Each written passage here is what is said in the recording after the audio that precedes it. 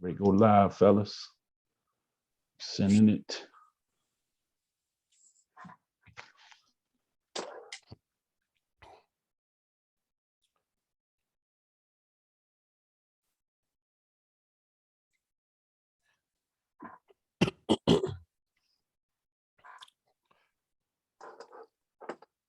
Ding, ding, ding, ding. Ding, ding, ding, ding. Gotta come up with some theme music. That ain't gonna get me banned off of YouTube for copyright. I know. I had to sing my own jingle. No, just put us some instrumental, some kind of some intro music for it. That's gonna come on every week. Or put in mahogany. Do you know when I'm going through? I want my old man back. Who is that? Who is it? I'm sorry. That's a great movie, man. Billy D was like, "Who is that out there?" Lord, oh goodness, those two movies they did together, man, are iconic. Oh my goodness. Sir. Lady Sings the Blues. Oh my goodness. All right, it should be coming up now. Talking about great. Facebook. Yeah, Dundalk just won. Okay.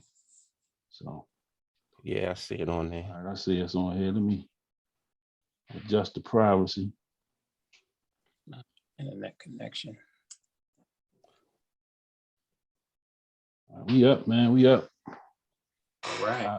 Live on stage, the Sports Mix 2021. What's up, fellas? What's up, man? Yeah, happy day after Thanksgiving. Yes, sir. Yeah, how was y'all Thanksgiving, man? Pretty cool. Yeah, not bad at all. Not bad at all. But it's gonna be turkey sandwiches for the rest of the week. What? Right. Yeah, I started already. I had one probably about an hour ago. Mm-hmm. Yeah. We turkey, turkey sandwich. Good thing I only got a small bird, so I ain't got much left. I wonder if the turkeys have instinctively start to feel this holiday and try to get away and start running. Whole hell of a lot of turkeys, man, that go like a fugitive turkey, or man, that's tough, boy. In the turkey world, man, Thanksgiving holiday. Yeah, buddy. Or you got one that'll squeal on all of the getaway turkeys. That's a jive turkey. Bill Turner, what's up, brother?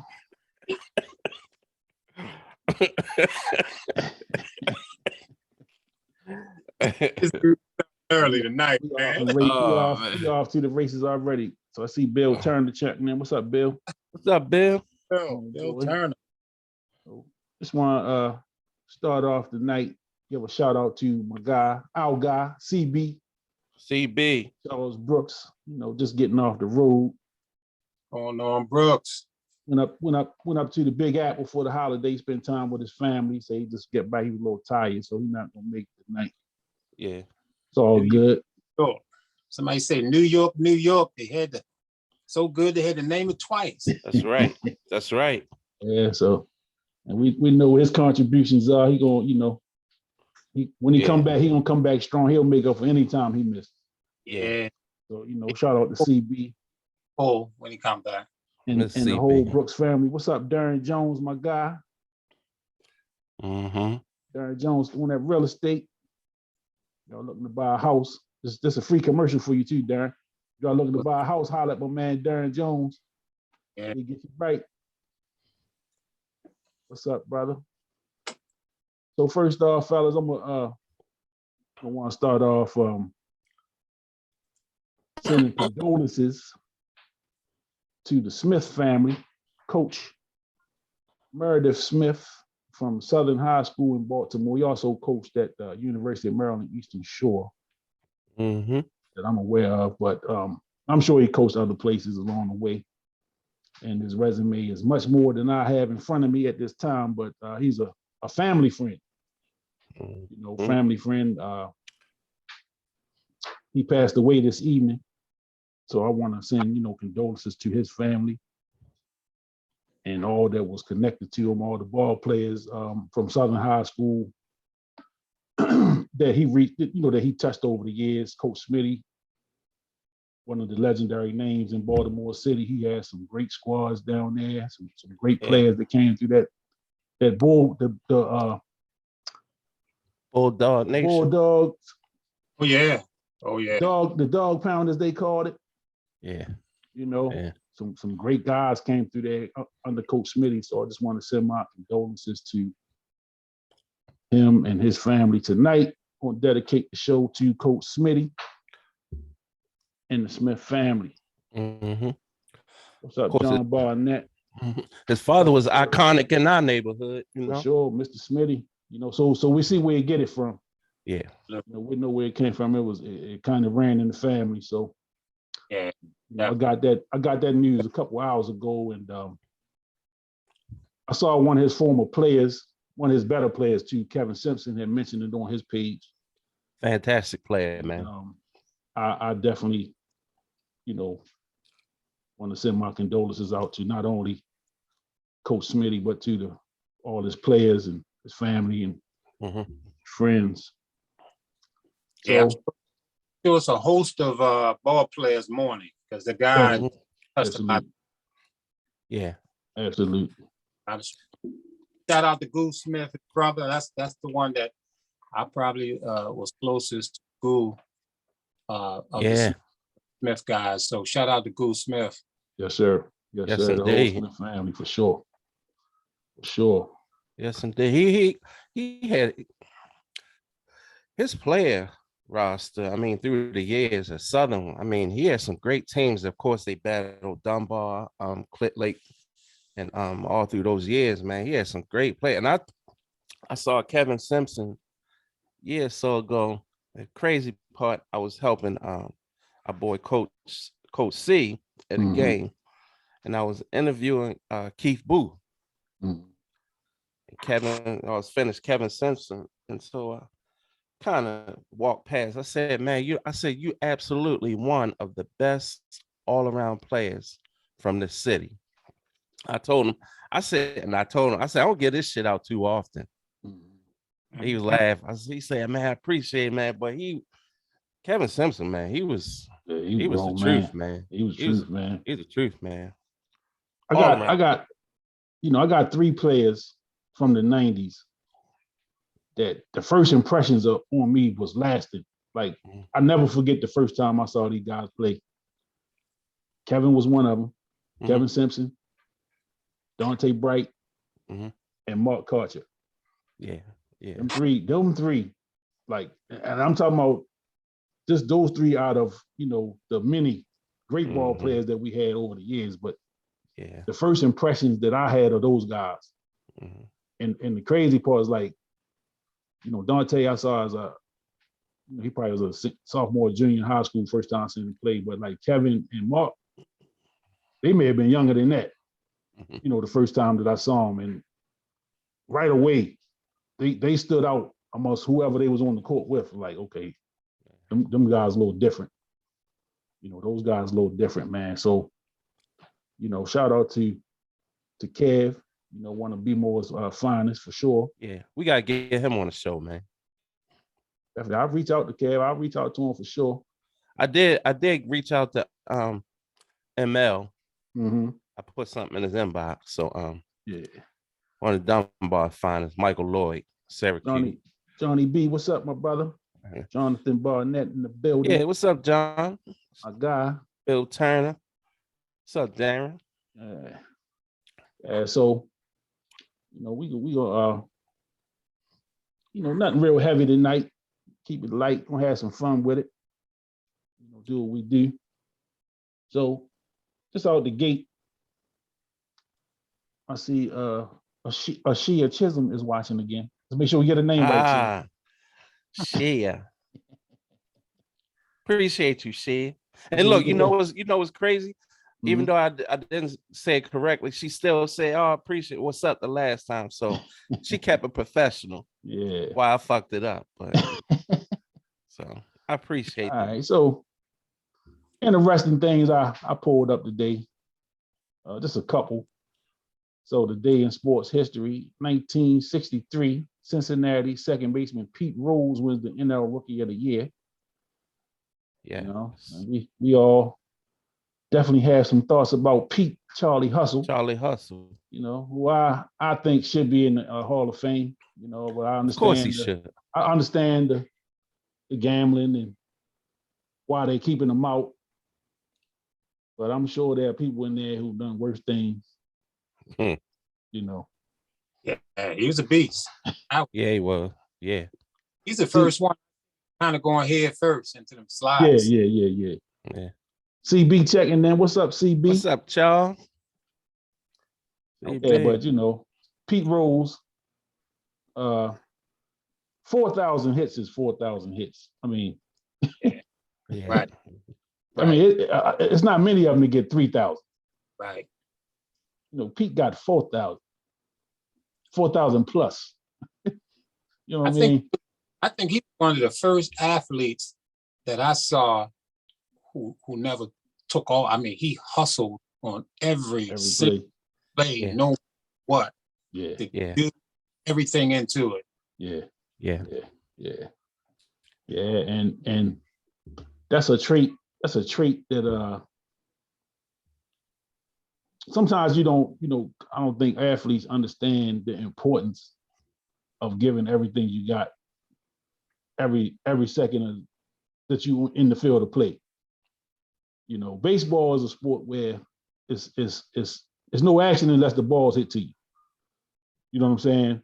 But there's ways to be interactive in the game, even when, you know, the ball is not hit directly to you or in your vicinity. You know, other sports, you know, basketball for sure, you should be giving 100% every time, you know, at least while you're on the floor. Mm-hmm. Football is a sport that if you're not giving 100%, that's a sure way to get yourself hurt. You know, because you can't be 70% and somebody going 100 and y'all having a collision.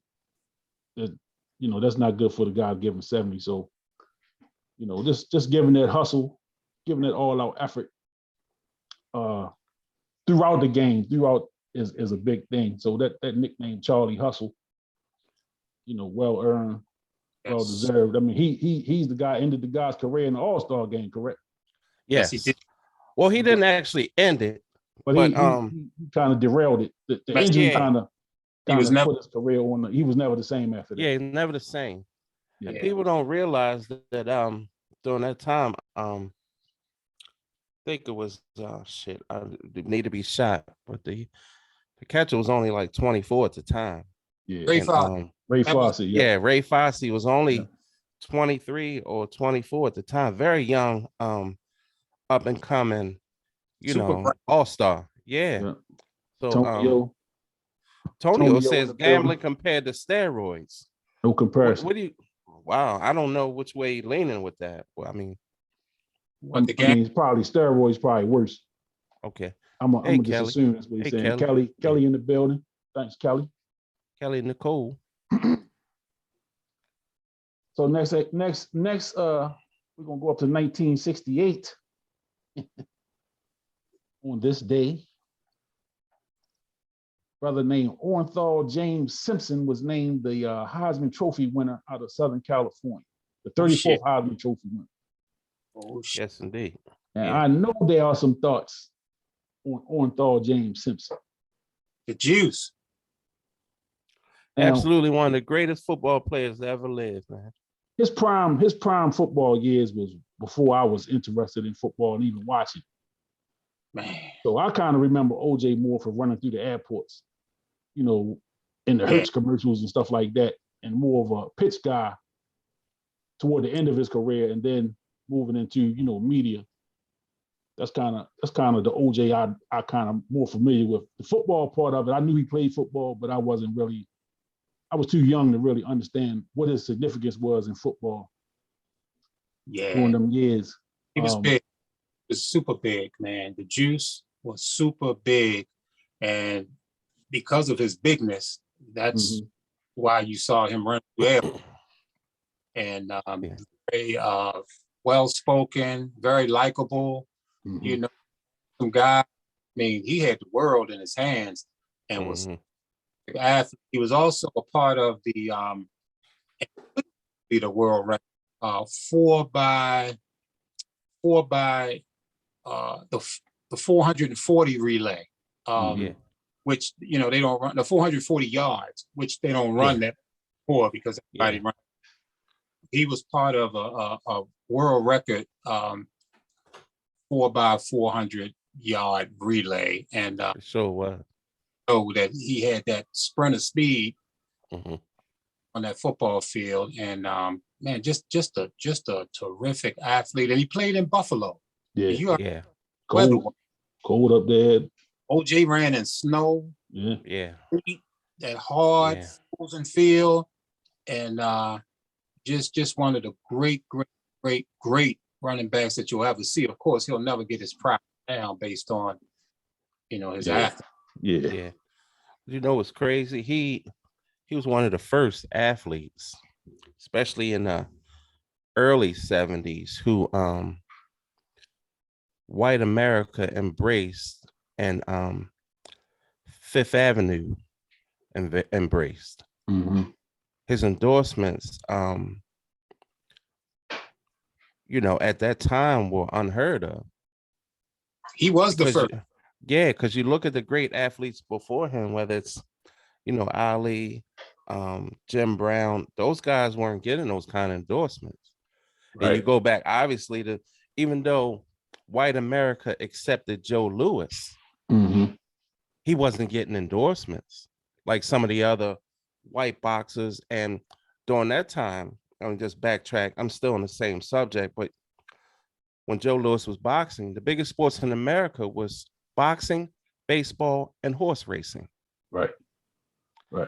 And he still wasn't able to cash on any endorsements. That's why a lot of the black guys during that time, you know, started creating, getting their own nightclubs and things like that to kind of get business going outside of the sports arena. So OJ was definitely one of the guys who kind of transcended sport as far as the black athlete being accepted into white American, you know, sports advertisement and other things. Yeah, and I like I said, I watched some. I had to, you know, go back and watch some footage, you know, some old YouTube stuff on OJ. Yeah, just to see him run away. You know what I mean, man? That speed, man. Once he got into that second level, man, it was over. You know what I'm saying? So, you know, today he was named Heisman Trophy winner in 1968. Last thing, as far as today in sports. Well, two things. That 95 Marino set the record for it with his 343rd touchdown pass, which seems like nothing now because I believe the record is over 400. Could be 500 now, right? I'm not sure who has it, but I know that's not even close to the record anymore. Well, he put some more up after that, though. Yeah, but I think whoever took the record now, it's either Tom Brady or Tom Brady now. But Brady, and I think Brady took it from Drew Brees. Who you know, they kind of got it kind of right behind each other. Yeah, he was Marino, serious slinger. Yes, he was. Yeah, he was, and I like Marino too. Yeah, coming up. Yeah. Last thing, as far as today in sports. So we all baseball fans. So today in 1996, the owners approved interleague play by a 26-4 vote. So, you know, that's going back, you know, over 20 years ago, 25 years ago. So there's a generation of baseball fans that don't know baseball without interleague play. You know, we, on the other hand, remember the time when you only played the other league in fall classic or spring training, you know, when the games didn't count. Yeah. What are y'all's thoughts on interleague play? Do you feel like it's still a good thing, or is it something you kind of wish would go away? Or How y'all feel about in the league? I think it's a great thing. And primarily because we're in a situation now where even though we see a lot of, it's not like it used to be when we were kids where on Saturday afternoon you would see guys from the National League, you know, if the game of the week was on or whatever. But now you actually see the other league come to your town. Mm-hmm. And if you choose to have kids, so say if a kid, you know, is a big fan of Freddie Freeman, and you know, during the old days, you couldn't see Freddie Freeman, not unless your team and his team made it to the World Series. But now kids get a chance to see, you know, guys like that, and you know, wear their jerseys to, you know, to the allegiance or whatever team. So I think it's great as far as the fan, and it's great for ticket sales because a lot of times, I mean, you go and I mean, if you're a Colorado Rocky fan and you're struggling or whatever, the Miami Marlins, Florida Marlins, whoever, but you got, say, the Yankees during that, you know, when they were really winning, you know, they get 40,000 fans when it kind of helps there, you know, as opposed to getting 5,000 for just a regular division game. You know? Yeah, I concur. I concur too. I think it's good. You know, I think baseball, which was, you know, Cheese mentioned it. Baseball was top sports in America. You know. Yeah. That, you know, over the years it's been sort of dropping. Other sports have caught up and passed it, and I think anything that can help baseball, you know, be rejuvenated, or the fans and all that kind of stuff is a great thing. So I think it's a good thing. And I think that whole argument about versus no DH, you know, that thing there is always in the limelight, and people have different thoughts on that.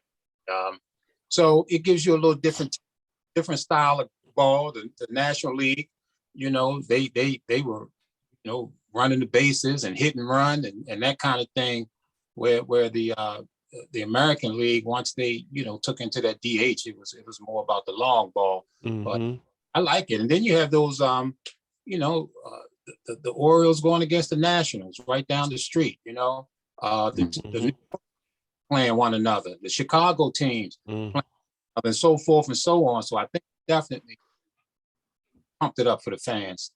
Yeah. I think it's in the beginning I wasn't a big fan of it. I thought it was cool, you know, to play some games for a little while here and there. But like I say, now it's been 25 years, so it's just I'm just kind of used to it.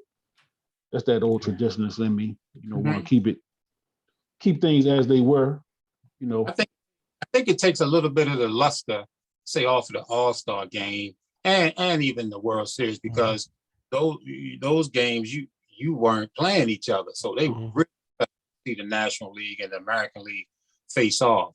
Right. So a little bit of luck there, but yeah. Shout out to, hold on, let me give me a shout out. Shout out to the Dundalk High School football team advancing to the state championship, the 3A, 4A state championship game next week. And look like they're gonna be facing Mervo. Who? Mergenthaler. Mervo. So we got a Dundalk Mervo, Mervo hit connection here on the Sports Mix. Hey. You know, Coach Kenny is a Dundalk alum. And Brother Dean is a Mervo alum. And I will have my Northern Vikings robbing the cars while y'all watch the game.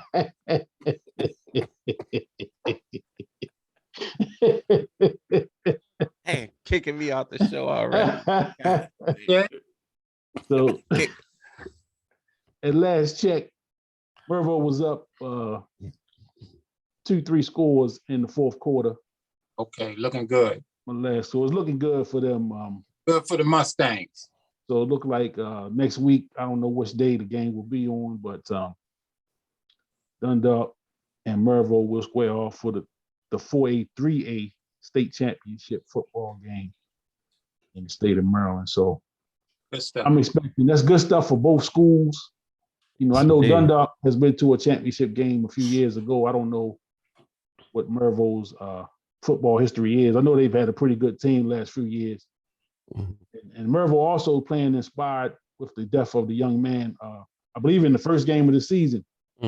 Yeah. And I'm sorry, I don't know the young man's name, but Elijah.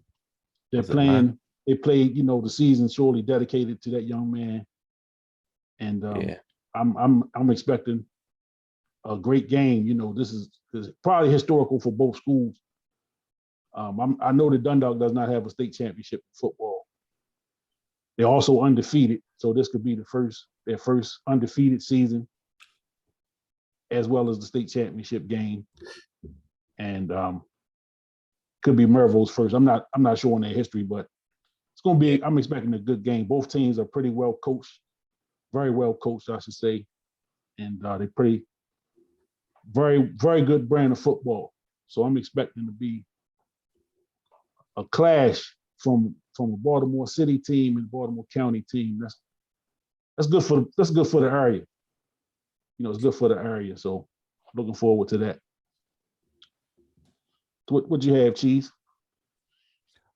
Oh no, I was gonna say, I know you were talking. I know you were gonna switch to another subject, but I was gonna say kind of this day in sports, but actually kind of this week, like 58 years ago, JFK was assassinated. And during that week, the game Army Navy, they were thinking about canceling it because of that. But anyway, Roger Staubach was the Heisman Trophy winner this day, you know. I think it was yesterday, 58 years ago. So kind of 6 degrees of separation, how things kind of happen, you know, in sports history. So Captain Comeback. Yeah, shout out to Roger Staubach, man. That's a good one. Because he may have been the first prototype really throwing, running quarterback. Huge running quarterback at Navy and came into the league. So always thought that Roger Staubach is one of those quarterbacks that we need to throw into the mix when it comes to that combo running, passing type quarterback. He may have been the very first one of significance. That's a good point. Yeah, good point, man. Yeah, absolutely. Yeah, and Staubach was he was ending his run as I was getting into football. You know, so I remember watching that Super Bowl with Super Bowl 13, Dallas Pittsburgh, and that's probably the first Super Bowl game that I watched, you know, start to finish, where I really understood the significance of how big the game was, and you know how people kind of rallied around that game and did the gatherings and all that kind of thing. That was kind of like my introduction to what the Super Bowl was all about. And I remember it being a very good game. You know, I remember it being a very good game. You know, Pittsburgh, of course, won. I think that was their third Super Bowl. Shout out to Jackie Smith, who dropped the touchdown in the end zone. I just want to say that. Bless his heart. Ain't that what the guy Cowboy said? Fan. Come on. Jackie, who, by the way, was a great tight end. Got the ball. Oh man, but he dropped the ball, man. Rodney Pierce. Shout out to Rodney Pierce. He said Fran Tarkenton also in that era. Yeah. I think Fran, you know, and I look at Fran more of a scrambler. Yeah, me too, man. Than a runner. But Fran was just running in circles and shit. He By the time he was just running in circles. I don't know who said something, but CB has got his hand over his head. So He's probably talking about Jackie Smith. Charles, if you CB, that's right. Brooks is a Cowboys fan. Yeah, but he is a Cowboys fan. I know he remembered that drop. Yeah, he remembered that drop. That's right. He's a Cowboys fan. Sorry about that, Brooks. He need to stick him. That's what CB said. One thing I did want to mention when you mentioned John Kennedy being assassinated, was that? Yeah. 63. John, there's a guy that I worked with at State High. named Tim Hyman. I want to give a shout out to Tim Hyman. He's a brother, and he was the photographer for SHA. And he worked for SHA for 66 years. And you know, the legend has it is that he never called out sick. Years on the job, but as the photographer of SHA, there was a ribbon cutting ceremony for 95.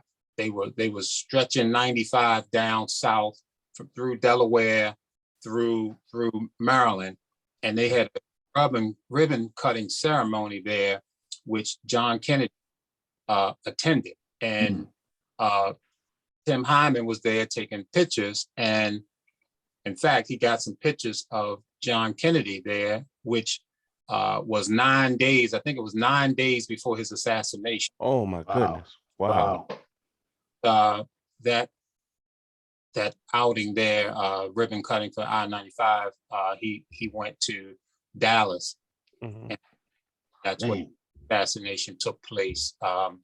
When his vice president and folks set him up. Oh. I shouldn't say. Maybe. Oh, no, you didn't. No, you didn't. Lyndon B. Johnson. Oh, somebody just tossed a magic bullet into the show tonight. Sorry, I threw that out there. And you weren't even behind the grassy knoll with that. Oh, shit. Yeah, well, now all that crap. Let me put my disclaimer up. Oh my God. Hold on, let me do the CB while you do this. Hold on. We got there, put the disclaimer up and shit, you know. Oh my God. We still growing here, you know what I mean? We're still growing, fellas. Yeah, absolutely. Absolutely. Yeah, I just want everybody to know, you know. Yes, sir. Did you cut me out of it? Huh? I can't get back on since you put that thing up. I see you. I can't see y'all. You here. We got you. I want everybody to know the views and opinions expressed in this program are those of the speakers and do not necessarily reflect the views or positions of any entities. That's right. Dude, right. Can you take it off a word? Nah, bro. Hey, this is raw. You know what I'm saying? This is raw. He got it on word. Hey, I just typed that shit up before the show. There you go. God damn. That's how. Look, I'm waiting for homeboy Rodney to say, man, take that disclaimer down. Oh goodness gracious. So let's move it on. So interesting topic. Rob, you brought up earlier today. Yeah. It's something I've always wondered. You know, over the last few years, is Mark Jackson. Mark Jackson has had the one opportunity to be a head coach that I'm aware of with the Golden State Warriors. I know he had sought out the St. John's position when it became open. One of the times it became open, I'm not sure which, but I know he had kind of said he was interested in that. But you know, I'm not even sure if Mark has ever even had another interview for an NBA job. And it can't be because he did a poor job with that Golden State team, because he kind of set the foundation for what they are now. You know, I mean, not to take anything away from Steve Kerr, because he had to put his handprints on it to take them to the next level. But, you know, Mark Jackson was there when they drafted, you know, the core of that team. So he was instrumental in that. And even setting them off into the roles that they play, you know, Clay, Steph, and Draymond Green. Excuse me, fella, what's your thoughts on Mark Jackson and why he has not had another opportunity in the NBA? And we just stick to the NBA, not in college. Just what we think why he hasn't had an opportunity in the NBA. Yeah, you know, I watched the interview he did with, and I didn't watch the whole interview, but he was on Shannon Sharp, interviewed him, and apparently they got into that subject matter, which I did not hear. Mm-hmm.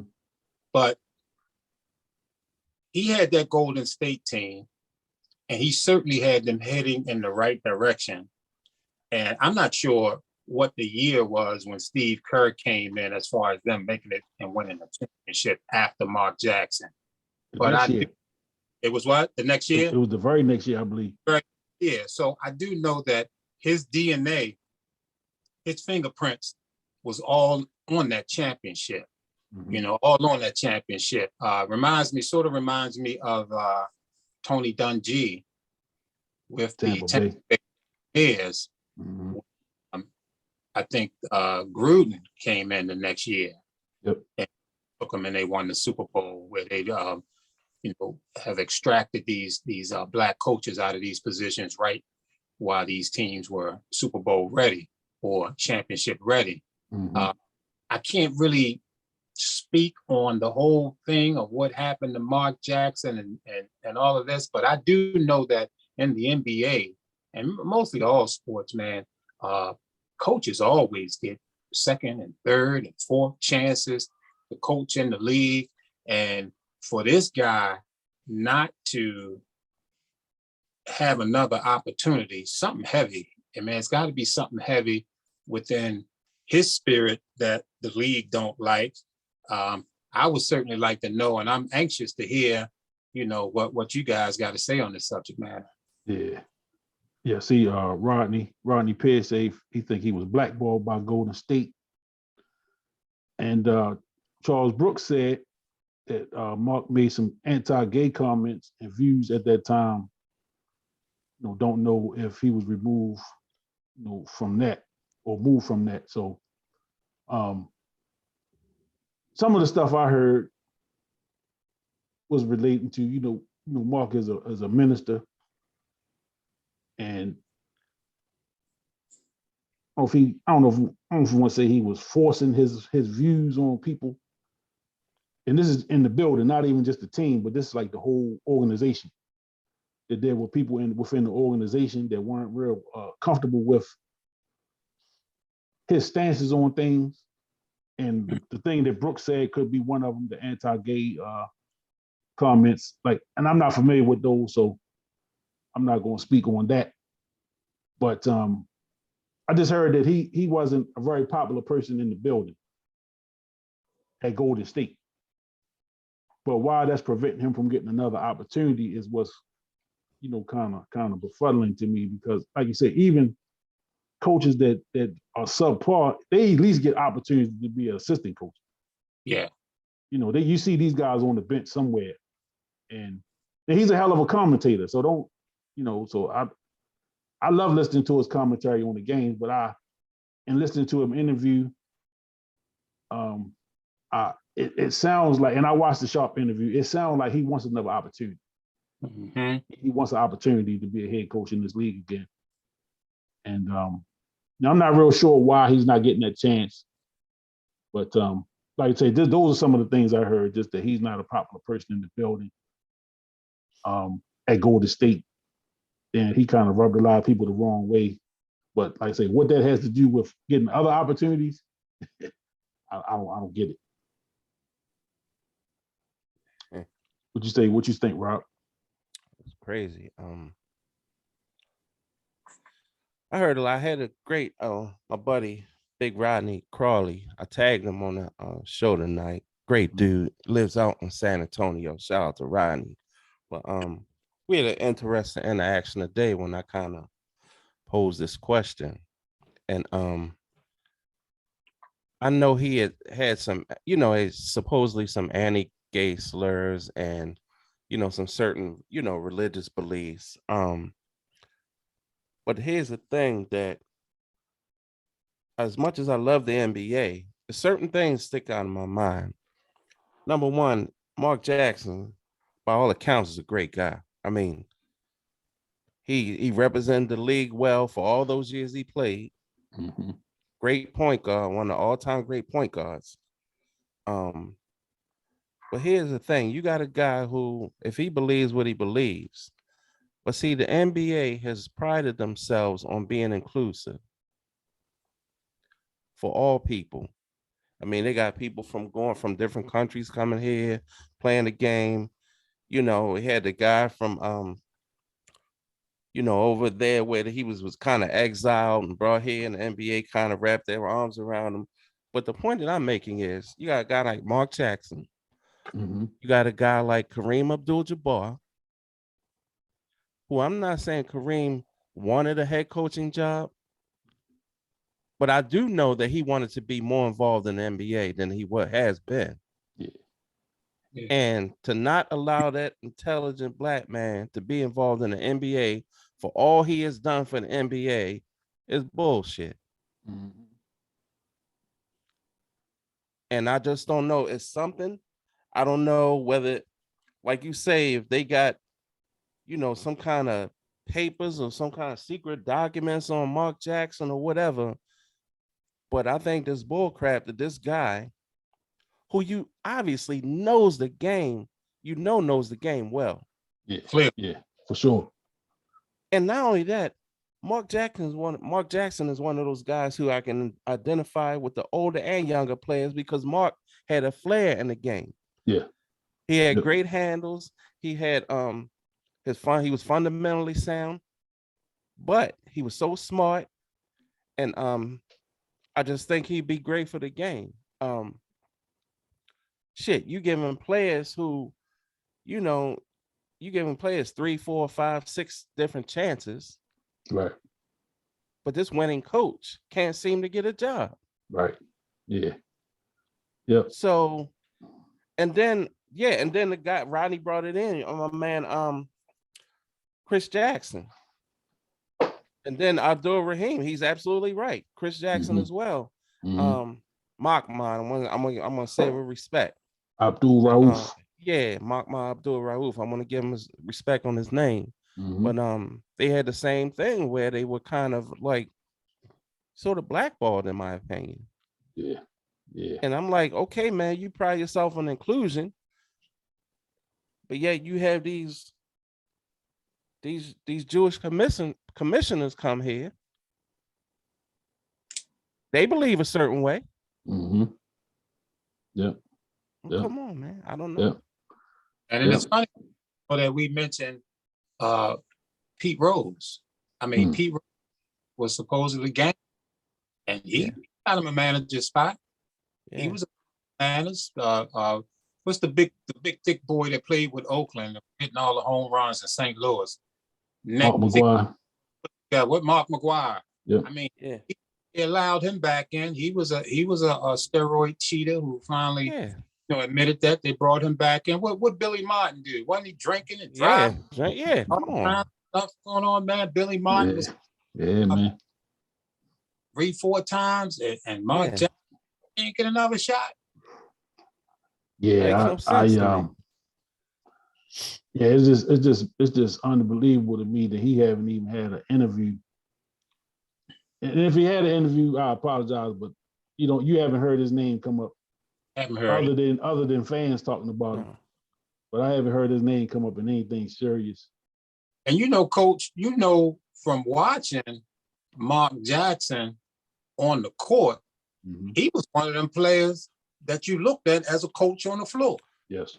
One of them guys. It was just a natural transition for that dude to be. Yeah, I mean, he could very well have been the end of as far as his playing days.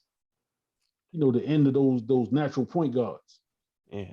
Before the point guards became more scoring point guards and combos. Mark Jackson was like a dinosaur at the end of his career. He kind of just run the offense kind of guy. Wasn't fast. Wasn't fast at all. Yeah, but crafty. Yeah, very crafty. Hard. Very crafty. I remember watching that '87 draft and was hopeful that Washington would have took him. Because I watched a lot of Bullets games at that time, and I just say, man, that'd be big if they could have drafted Jackson, but they drafted Muggsy. Mhm. I wasn't mad at that, but that turned out to be a sideshow. Sure. And it kind of, They had Manute Bol too. it kind of showed you that they wasn't really serious about No.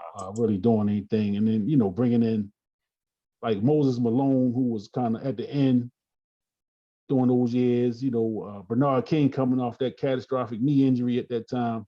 Mhm. Those are the type of moves that the Bullets were making. And I just felt like bringing a guy like Mark Jackson, a legit point guard that could solidify that position for them, and they just build around them.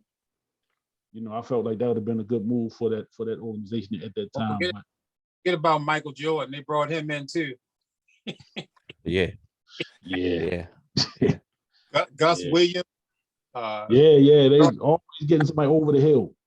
Ralph Sampson, man. Yeah. To bring Dan Brownfield. Yeah. History. Yeah. Charles Jones. Yeah, history bringing guys in, man, into their career. Yeah. So what Rodney say, something that's been passed via the owners definitely qualify for sure. And Brooks said he'll never be a NBA head coach again. I hope that's not true. He getting an NBA check. And see, that's the other thing. And you bring that up. ESPN has him as he's a great commentator, great color analyst. Yes. Working the NBA. Yeah. So I'm thinking, in my opinion, if there was something deeper, the NBA may go to ESPN and say, look, we love you, but we don't want him doing our games. So in my mind, it's not that deep for him not to get a job. Yeah. Well, that's something, man. I definitely want to dig into that a little more.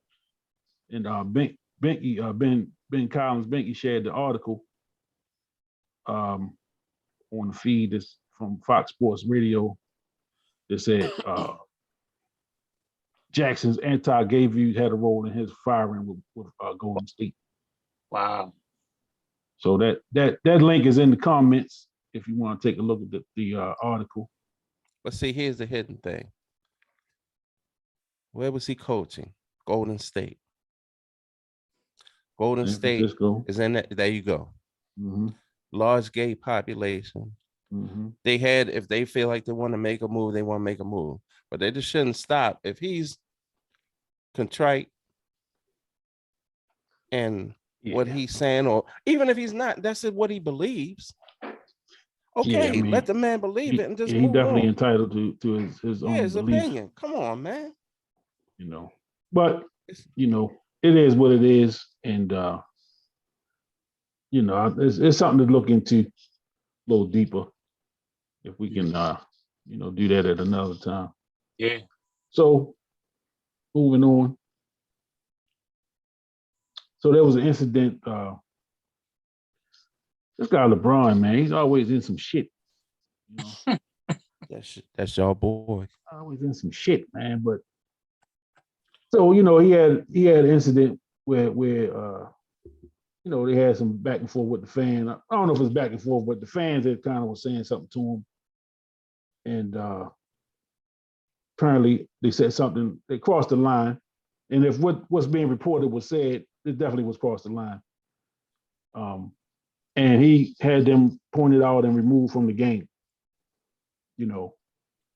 So it's not about that situation, period, but it's just about fan interaction with players. What's over the line, what's acceptable, what's fair game when we talking about fan interaction with players. I'm not I'm wanting to feel like, family and friends is kind of off limits. Like, they're not on the court playing, they don't have nothing to do with the game whatsoever. Just kind of leave them out of it. But if you want to say something about said person, LeBron, if you want to talk about him in any kind of way, unless it's something derogatory, and we know the history with Patrick Ewing at Georgetown with, being called an ape and monkey and all that stuff, and Coach Thompson kind of standing up for his guy and removing his team from the court several times with things going on with the crowd. I think there was an incident in Syracuse where somebody threw an orange while somebody was at the free throw line, while Georgetown was at the free throw line, the orange hit the backboard. You know, he pulled his guys off the court in that incident. They had when Allen Iverson was at Georgetown, I know there was a thing where the guys came in the prison uniforms and, you know, kind of mocking AI and Big John had them guys removed. But just interaction with fans and players. What's over the line and what's acceptable in y'all guys' opinion? Can you give a little brief description on what happened with this incident? So with LeBron? Yeah. Yeah, so apparently I know it was late in the game, the overtime game. I'm not sure if it was in overtime or in like the fourth quarter of that game. This was after the game after he elbowed the shit out of the guy? Yeah. That was the game after the that's that game. That was the first game back. Yeah, the first game back. Yeah.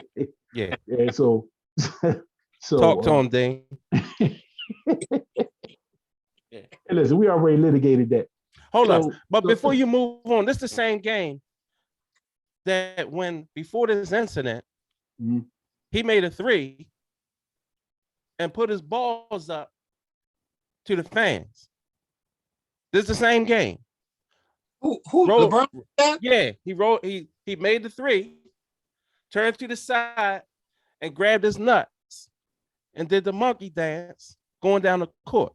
So all I'm saying is, you know, roll the foot. Now I think that happened after. Doesn't make it right though. But don't make it right. But I think it happened, and it may add context to what I'm going to say because. So all right, the lady and the husband was removed because the lady apparently said that she hoped that his son kind of gets killed in a car accident. That's kind of paraphrasing. That's paraphrasing what she said. I don't know exactly what she said. I don't have it right in front of me. Wow. It was also said that the guy, which was her boyfriend or husband, was making, you know, maybe monkey sounds. I don't know. He was making some kind of animal sound and directing it towards LeBron. Wow. So not to defend it, but maybe that was his response to, all right, we just beat y'all. We're going to beat y'all in this overtime. And now I'm going to monkey dance on your ass. You know, don't make it right. Don't make it right. But that could have been his response to that. You know, but again, you know, what is over the line as it relates to fan interaction with players, especially in the field of play? Because we know on the internet, people going to say all kind of crazy shit to anybody. So we just talk about that arena when you in earshot of a fan or of a guy or a player, or whatever. What's kind of over the line in y'all opinion? Go ahead, Chief. Speak on that. I mean, a lot of it's over the line. We all know that. It was over the line 20 years ago. It was over the line 60 years ago. I mean, come on. Through the course of the it was over the line when Jackie Robinson was getting shit thrown at him. All of it was over the line. But it's nothing new. People gonna feel like they pay their money. They're gonna come there. They're gonna step over the line, which they shouldn't. They're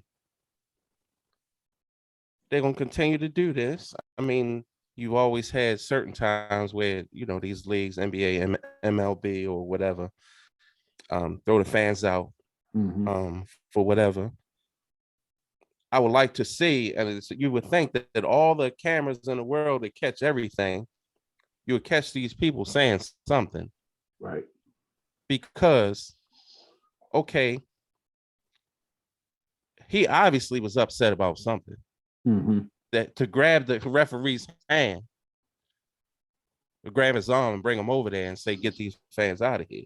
Yeah. So they said something. I'm not denying that. Yeah. And he has a point. You can't just feel like you pay and see on his behalf. Okay, you pay $5,000-$10,000 for a courtside seat. Who's gonna waste that kind of money to get kicked out of the game for some stupid? Right. I mean, behave yourself. Boo the guy, call him a bum, do whatever you want. But I mean, saying the kid. Now, I will say this: there's a lot of players who have gone to Utah. I think Jordan talked about it. Kobe talked about it. Where they just blatant there. Mm-hmm. I mean, they call them niggas and everything else. And they kind of, I mean, he had the big equalizer because he won championships. But I You talking about the GOAT? yeah. And I make light of it, but it's a serious issue with LeBron. And I made light of it on Facebook because I like to rib at LeBron. Yeah. But yeah, man, it's a good, and thank you, Gina Clay said good topics, but no, you're Gina right, Clay. Kenny. Yeah, I mean, you're right, Kenny, and it is over the line. So yeah, it's over the line, and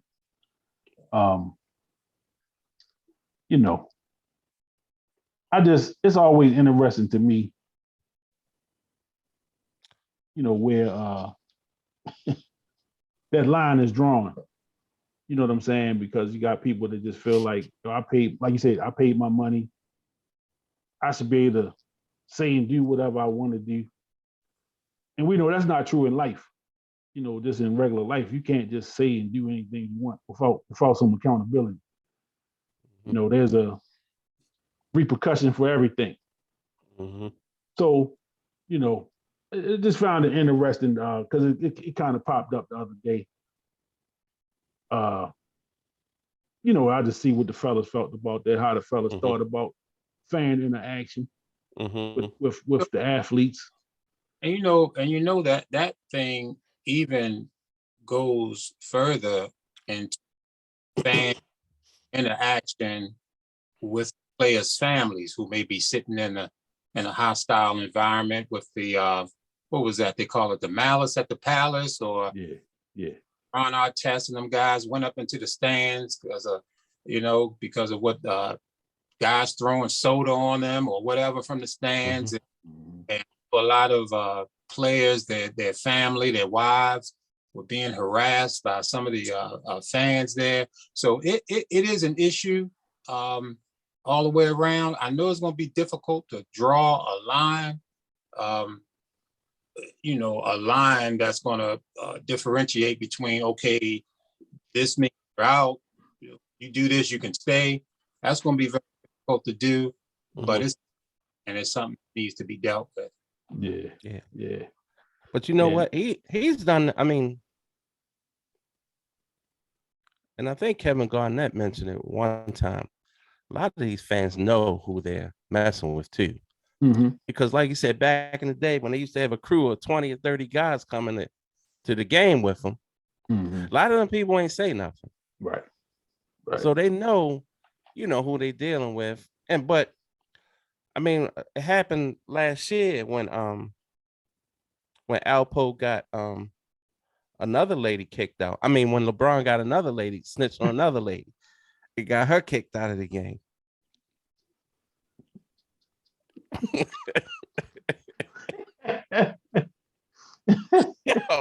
Yo, I just remembered that. He got another lady down in Atlanta kicked out, didn't he? I just thought about that. Oh man. They called her courtside Karen. Oh man. And she was yelling something. It wasn't even, it was just regular stuff. He can't help.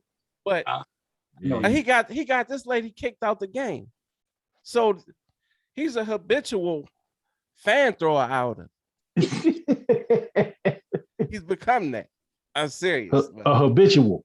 I'm just kidding, but So Big Rod said, you can talk big trash, ask Spike Lee, but just keep it civil. Yeah. Gina Clay says the same thing when people go to a game and when they go to a restaurant. They feel their pain.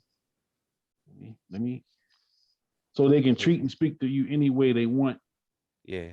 Complete disrespect. So let me just say this. Gina's right. Yeah. Because now you got to know Gina Clay to know why she even made that statement. She Clay, so I already love her anyway. She ain't taking shit off of nobody. Right. You know what I'm saying? That's one of my most favoriteest co-workers in the history of co-workers. Yeah. Man, did she really go by Clay? So, hey, Clay, come on now. Gina Clay. You know how we roll. Good point, though, Gina. Seriously, I mean, I'm joking, but yeah, she's right about that. Yeah, I've seen her chastise some adults and children. She does it very well. What about the dude down there in DC, man? He had a nickname. They called him the Heckler. Yeah. Robin Thicke. I've seen it. I've seen it up close and personal. He's loud. Yeah, man. But wait a minute. When Jordan and Barkley did they get him kicked out? No. Yeah, I think so. No. I'm just saying. Yeah, maybe their skin was. I don't know. I'm just kidding. Man, I wanted to do something a little different tonight. You know, I ain't have a lot of sports to talk, man. We had got on something the other night. You know, just about giving flowers.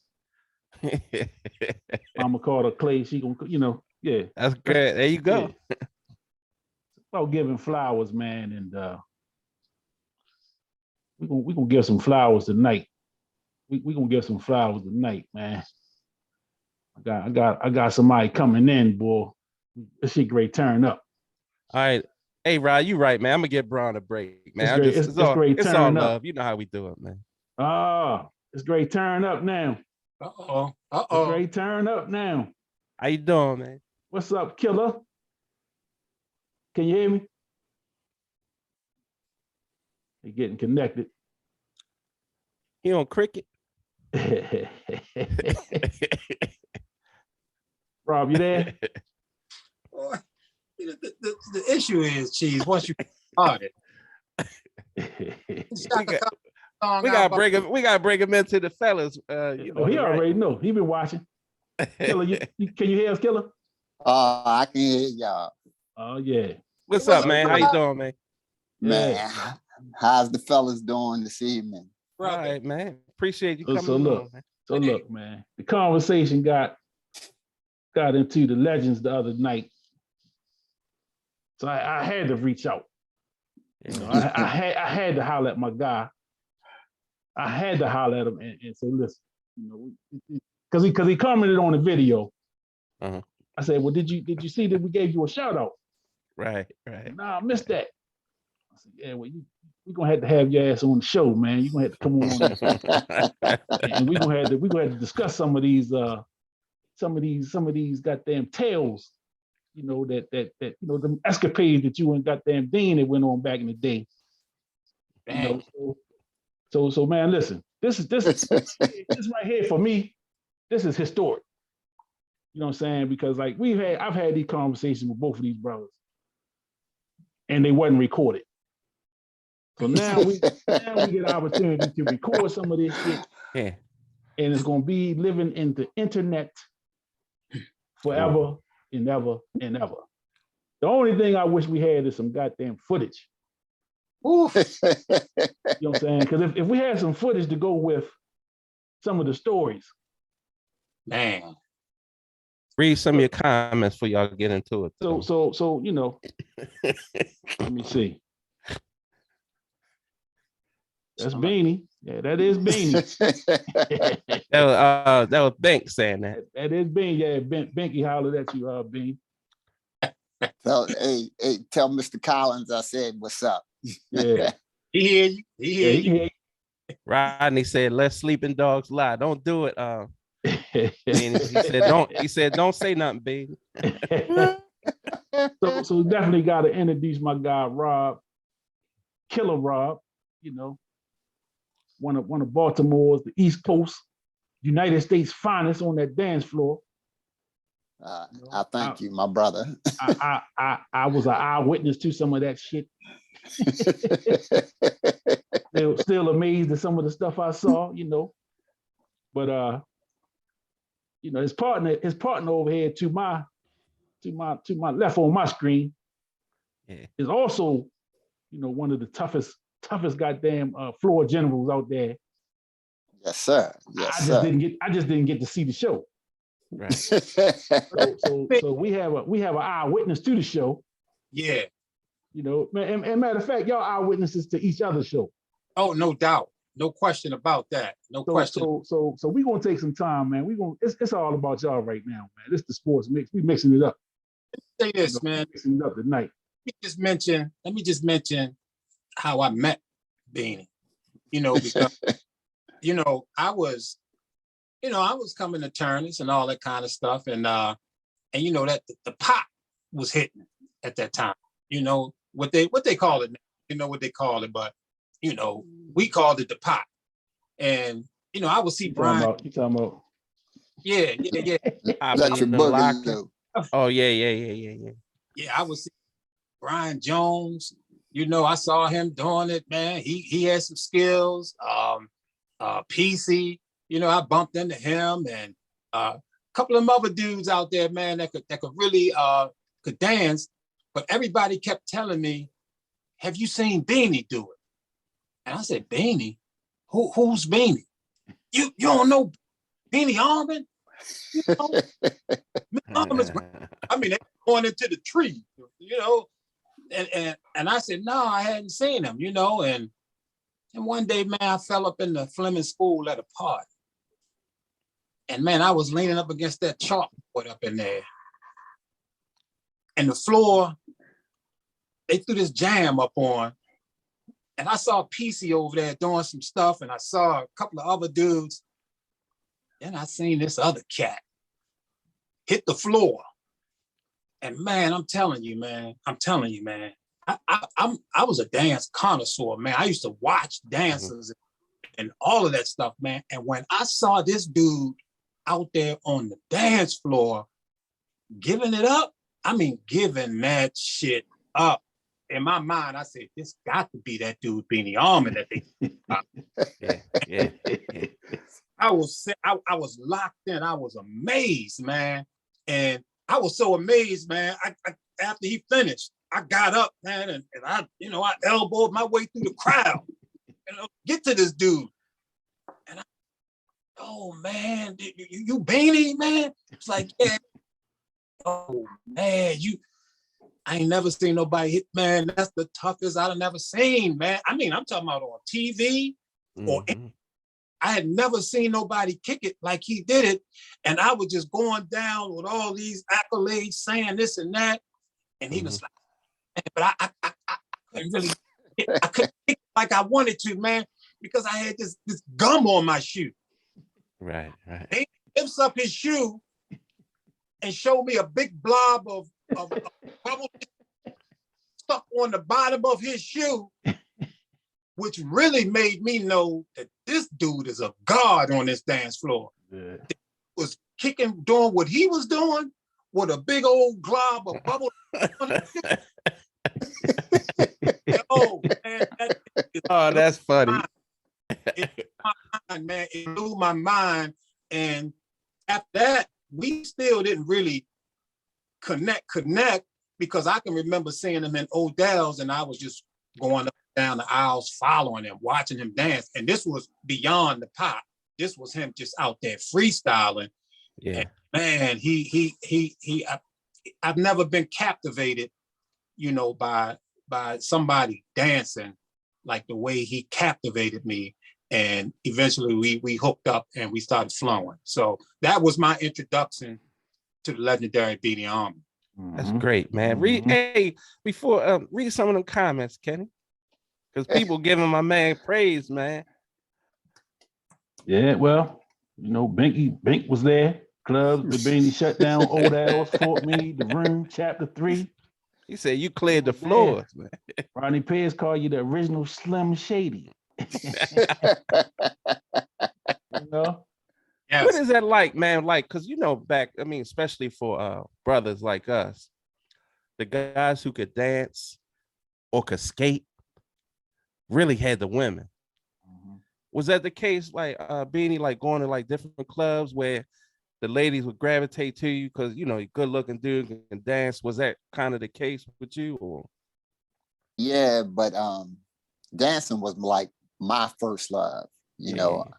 That's something that I truly love doing. And see, I can't let my partner over there get off that easy of giving me these accolades here, and for me not to tell you how tough this man is on the dance floor. Right. See, Dean always laid back, brother, cool as he want to be. And, I wish everybody could see him the way that I saw him, because I knew that his true talents and his abilities was light years above what people may see Dean and say, oh, Dean, good basketball player. Dean was dynamite on that floor. First time, that we had hooked up, we had got a little group together. He told me, hey man, come on up the crib. And I just told Kenny this today, come on up the crib. I've been working on these moves. So I come up to his crib, we go down in his basement, and I seen him put on these big gloves. I said, well, what is he getting ready to do? He go in the back and pull out this mirror, big heavy mirror. He brings it out and he set it up in front of the couch. And he said to me, yeah, man, I was working on these moves, and tell me what you think. He started the music up, then he started hitting this footwork on the floor. This footwork was so tough. I said to him, man, you really don't know what you done stumbled on here. He said, no, man, look, I'm just trying to, work this thing out. I didn't tell him when I left from out of this house that day. I went home, bust my toes all up, hey, knees, elbows. Hey, I was trying to do this. Hey, that's how bad this man was on this floor. I said, man, I ain't never in my life seen nobody have no footwork like that. So I had to realize that I couldn't do it the way that he could do it. So I said, all right, if I can't do that, I'm gonna have to do something to complement that, when we out. Dean, he didn't even get a word. Look at this. The world still don't know how tough this man's footwork is. Right. This man right now here, at the age that he is now, he can still shut the floor down. 40. Dang. No, you drinking a 40. Hey, look. You drinking a 40. I should know better, 40. Put it like this. If we had TikTok, I mean, all this stuff that they have now on the social media. That's right. Yeah. Back there then, me and him now will be multi-millionaires, man. I heard that. No, that's right. Yeah, we would have been kind of huge, man. If that, and my son tell me that all the time, because, and of course we did wind up getting on that television show, Shakedown. But Shakedown, man, I mean, that was a great time for us, me and Beanie and the way. So for people that don't know, just tell us what Shakedown was and what the significance was in Baltimore. Me and Beanie at that time, we was in full flow. We was out around crushing it, man. We was killing it over in DC. We had a name in Baltimore. Everybody knew us from the dance scene, the clubs, and at any given moment, if Beanie went out there and got busy, the club was shut down and the only one out there dancing. Hey, how tough it was. Wow. And this was just not relegated to Baltimore. This was DC. We were up in Philly and New York and all over the place, doing our thing. But one day, it was Laverne and Stacy, right? Got it. Yeah. Show. There's a show coming on in Baltimore, a dance show. Beanie, I want you to dance with me. Laverne was saying that, and can you ask Dean, will he dance with Stacy on the show? And we was like, what, a dance show? Yeah, hey, what the hell? Hold on, Dean. Tell him the story. We were out in DC all that night. All night. And we left from there and came to the auditions for the dance show. Yeah, no sleep. We was at leave DC 6 in the morning after we shut the club. And we go home, get ready, and go out to the old Golden Ring Mall. Yeah, Yes. yeah. Wow. Out to the Golden Ring Mall. It was Channel 13, and we went out there and tried out and dancers, man. You had all kind of dancers out there, man. All these head on. It was crazy, man. It was a crazy scene. And what was the TV show, Rob, that they showed on Evening? Was it Evening Magazine or something? There was a TV show that was out there filming it, and they I remember Evening Magazine. Yeah, I remember that too. Like that. I remember that. Yes. You know, I think so, Dean. Yeah, and basically the show on Channel 13. It came on at 11:30, right after the news. It came on every Saturday, and we were on the show. We were regulars. They had regulars on the show, had people that they would invite every week as visitors to the show, and you know, Beanie and I were regulars, and we stayed that whole course of that first run that they had. Maybe it was like a year and a half or something like that. Yes. That it was on there, and we had a lot of fun with it, man. It was a lot of fun.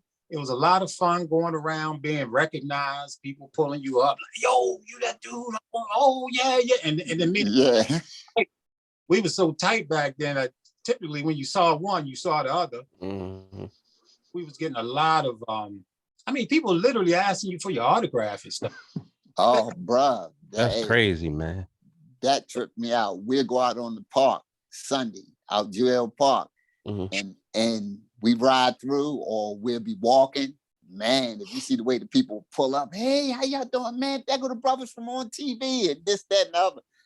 And I guess it didn't hit me that we were really famous or anything. I was just like, wow, thank you. Right.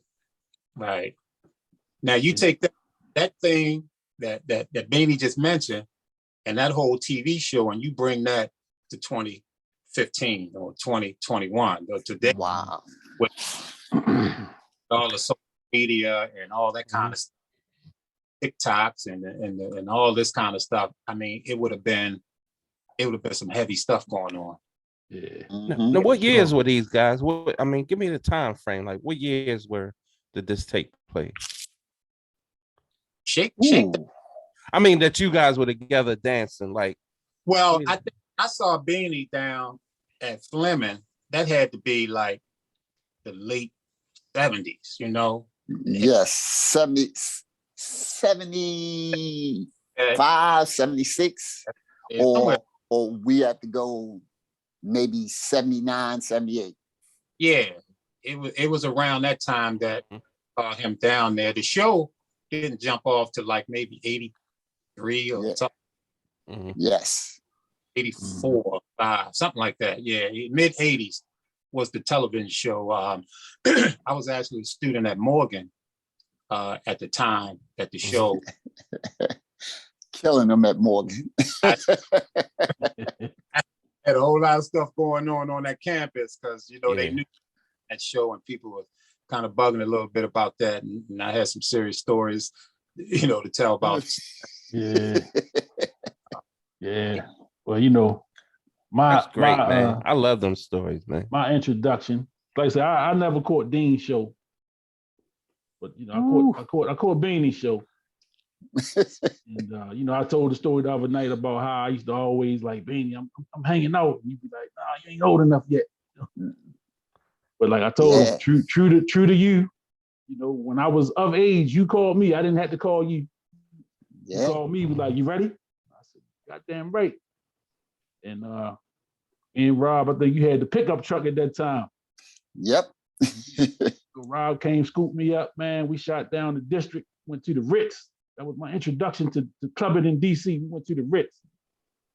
And you know, so in typical Rob fashion, you know, Rob was a great host. You know what I mean? He walked me through the club, walked me through the club, man. Listen, this is this room. You know, this is what's going on here. So we walked through the whole club, went through every room. every room had a different thing going on. You had hip hop in one, you had reggae in one, you had a little live band in a little section. You had some house music. You had like your your R&B stuff. You know what I'm saying? Mhm. And so of course we kind of parked in that house room. And so I was DJing at the time, and house music kind of my shit. So we in there and we kind of listening. So the room wasn't real packed, but it was nice amount of people in there. And so we chit chatting, and this old Rob walk off, do his thing. I'm doing me, and I don't know how much time it went past, but so I'm kind of like, if this the wall, I'm kind of facing the wall here, and I'm dancing with this young lady. We dancing, we having a good time, whatever.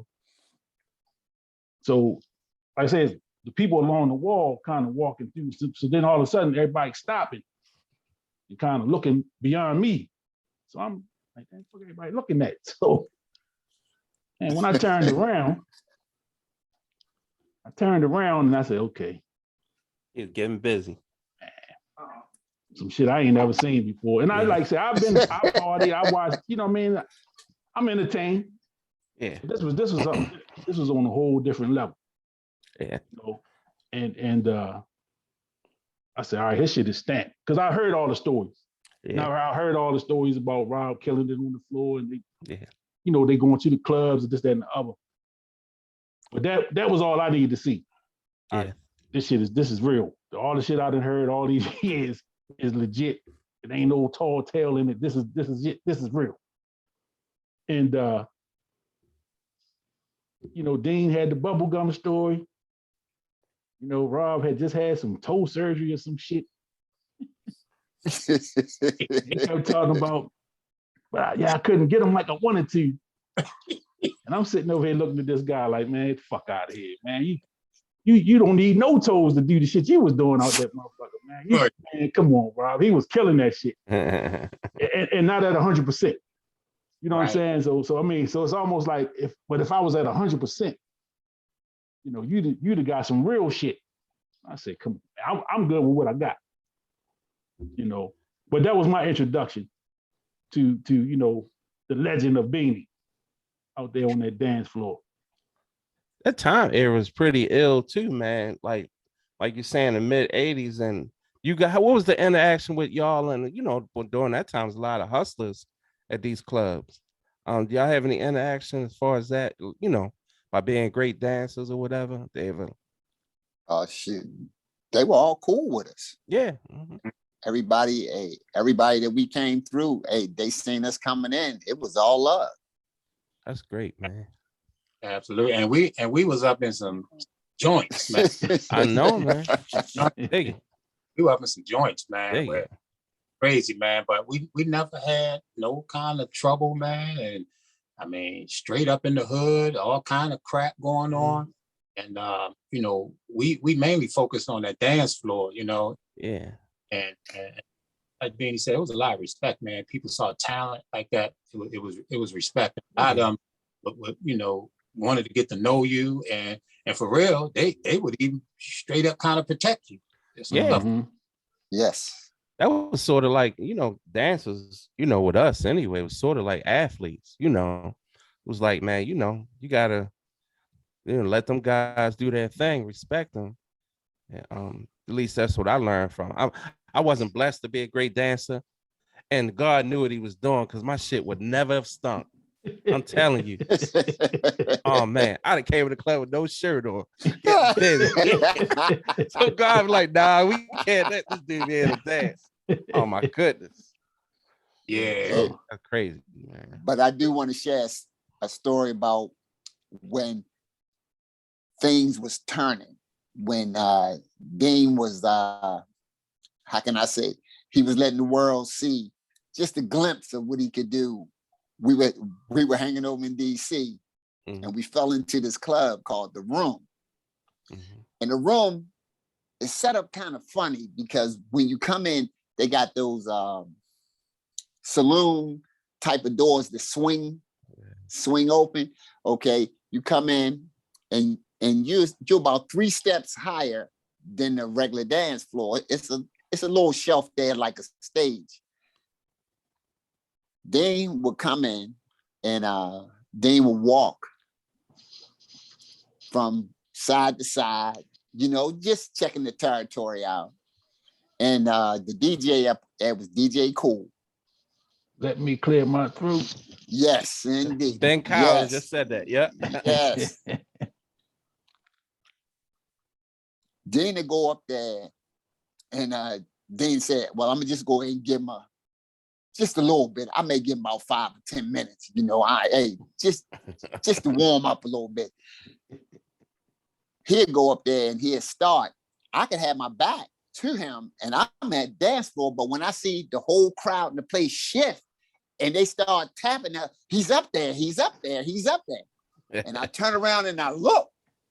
The brother was up there putting on a show that was so, hey, look, his show was so magnetic that the bouncers in the club, if you thought you was gonna walk through, when Dean was up there putting on the show, the bouncers was cutting you off. Right. That's how tough the brother is on the floor. But see, you would really have to be there to see it. Right. Because everything that I'm saying to you, it may sound like, yeah, listen to these brothers gassing each other up. But no, bro, I'm telling you the truth. I had to pull him up afterward and said, bro, was I doing this to you when I was out there on the floor? He said, yeah, you sure that was. Because, man, I could see how, if I was doing it to him, I apologized. I was sorry. Yeah. Because I wasn't trying to do that to my partner. Hey, look, Right. we was together and, hey, look, we going out there and tear up the world. Yes. But this brother here shuts the place down. I'm talking about, we park the car in the parking lot. We get out the car and we got another partner, Carl. We get out the car and we coming, and them people had the curtains open. Hey, y'all, they coming. I'm telling you. Right. Excuse me, but it was something that if we could have recorded, Right. just, oh my God, That was before Cool got into making music. Cool was just DJ. Eventually he wound up, becoming a musician, had some songs out, Let Me Clear My Throat, and some other. But that room was a highlight. Well, one of the highlights of my career. I was at a peak, and when Beanie say, "Did you to me, or had I ever done that to you before?" And what he's talking about is that as Beanie and I are high-tech dancers, man. But there's sometimes you get into a little rut where you're not as sharp. This is just to us on that level. Everybody else is top flight, but we would get into these little slumps. Like sometimes I would be in if I'm in school and I get caught up in my books and I ain't out on the scene. I come back and me and Killer Rob, let's go. And we go out. I get out there and I might not have been out for a month and a half. And I look over at Rob and I see that shit he out there doing on the dance floor. I'm like, God damn. Just a month and a half. His game has gone up another level on that dance floor that I didn't even feel even comfortable dancing close to him. I used to have to go to the other end of the club just to feel good. or you just turn it over and say, this is Beanie's club. I know that's right. Yeah. So I done been in that situation, and then the room was my spot. So and we minute of it though, man. We really loved every minute of that journey, and the journey was so really spectacular for us. It's because how we flowed, man. And he mentioned Carl, man. I mean, the flow that we had with one another. And if you take the dancing and throw that shit in the Atlantic Ocean, the damn flow, man, between us. Like that, man. It was like that. So you know, dancing brought us together, but it was a whole lot of other shit that linked us, man. Yes. That's great, man. That's great. Yeah, that's some classic stuff, man. So, you know, we gotta get some. So y'all, we covered the shakedown, you know, how y'all kind of met. DC. So y'all both mentioned, you know, Philly, New York, you know, taking that show on the road. So also, you know, we're talking about the 80s, you know, so, you know, the birth of hip hop, you know, breakdancing was heavy at that time, the early part of the 80s. You know what I'm saying? And y'all guys was like front and center for all of that, and probably in the prime of y'all shit, you know. So kind of talk about the effects hip hop had on your dancing, you know, and taking it to the next level, and then taking y'all show on the road. Okay, well, I can start. Hip hop, for me, the start of it, I love because all the music, they was storytellers back then, and so the stories that they were, you know, in the music, when you look back at Slick Rick and Dana Dane and all them, the beats, it takes you there. You know, it brings the best out you on the dance floor, because at the I'll give you an example. Do y'all remember that song "Dance to the Drummer's Beat"? Mm-hmm. Okay, the break in that. You know, you be out there dancing, and they got a part where the song breaks. It breaks into another beat, and that takes you up another level. Yeah. If you danced and you knew that part was coming, you was waiting for that part to come, for you could showcase what you was really trying to do. And I know that's right. Yeah. During that era for me, and then we get out there and we was creators. Yeah. We didn't follow anybody else. We was trendsetters. I heard that. And the creativity, man, that he's talking about really was beyond the dance floor. I mean, you know, one of the things that I picked up on Rob right from the beginning was his creativity in dress. Like, dude, how, man, of dressing, man, that I like to dress too. And I looked at him and I was like, damn, you know, and you know, I'm in his ear, like once we connected, right? You know, I'm like in ear, like, yo, Rob, how you get your shoes to shine like this, man? You know, like Beanie had discovered some old shoe wax and that you put on your shoes, man, because he had these loafers, man. He had these penny loafers, man, that was the shiniest damn penny loafers. His man, Beanie, how you get them shoes shine? Man, he said, let me show you, right? And it was up in his grandmother's old store. What the kind? Make this shit anymore, Dean. But look, check this shit out. It was a little stash back in the corner, all dusty. This shoe polish. This it right here. This is it right. See, those are the kind of things that creative people do. They discover stuff like that. They find things. They. I mean, even the penny or the dime that he would put up in. You know, he might have a dime up in his penny loafers. You know, that's what he would think. Dime that he put up in there was like the shiniest goddamn dime on the planet, you know? Buff That's great. and shiny and put it in there. So, you know, so like I was into that stuff too, but when I came with Beanie, man, it was another level, man. He opened me up to another level, man, you know, and of course, yeah, the whole hip hop scene came in. We go with that. We grew with the hip hop. And, you know, back then they were saying that hip hop wasn't going to last. This was crazy music. It wasn't gonna last, you know. Sugar Hill, Curtis Blow, some of them dudes were coming out with that music. those dudes, storytelling dudes, man, special ed cats, they might not even get the recognition that they should, but they were seriously telling some stories. And, at that time, you think about the Public Enemies and the KRS-Ones and folks like that. I mean, they could bring it. And this was before folks got a handle on hip hop and got a grip on it, because today you ain't gonna see a Public Enemy. Today they won't allow a KRS-One to be with a record company and making real music like they were doing, and really challenging the system and coming off. Yeah. They back then, it was kind of open, and that really made hip hop like a dangerous thing, man. It was really, really powerful.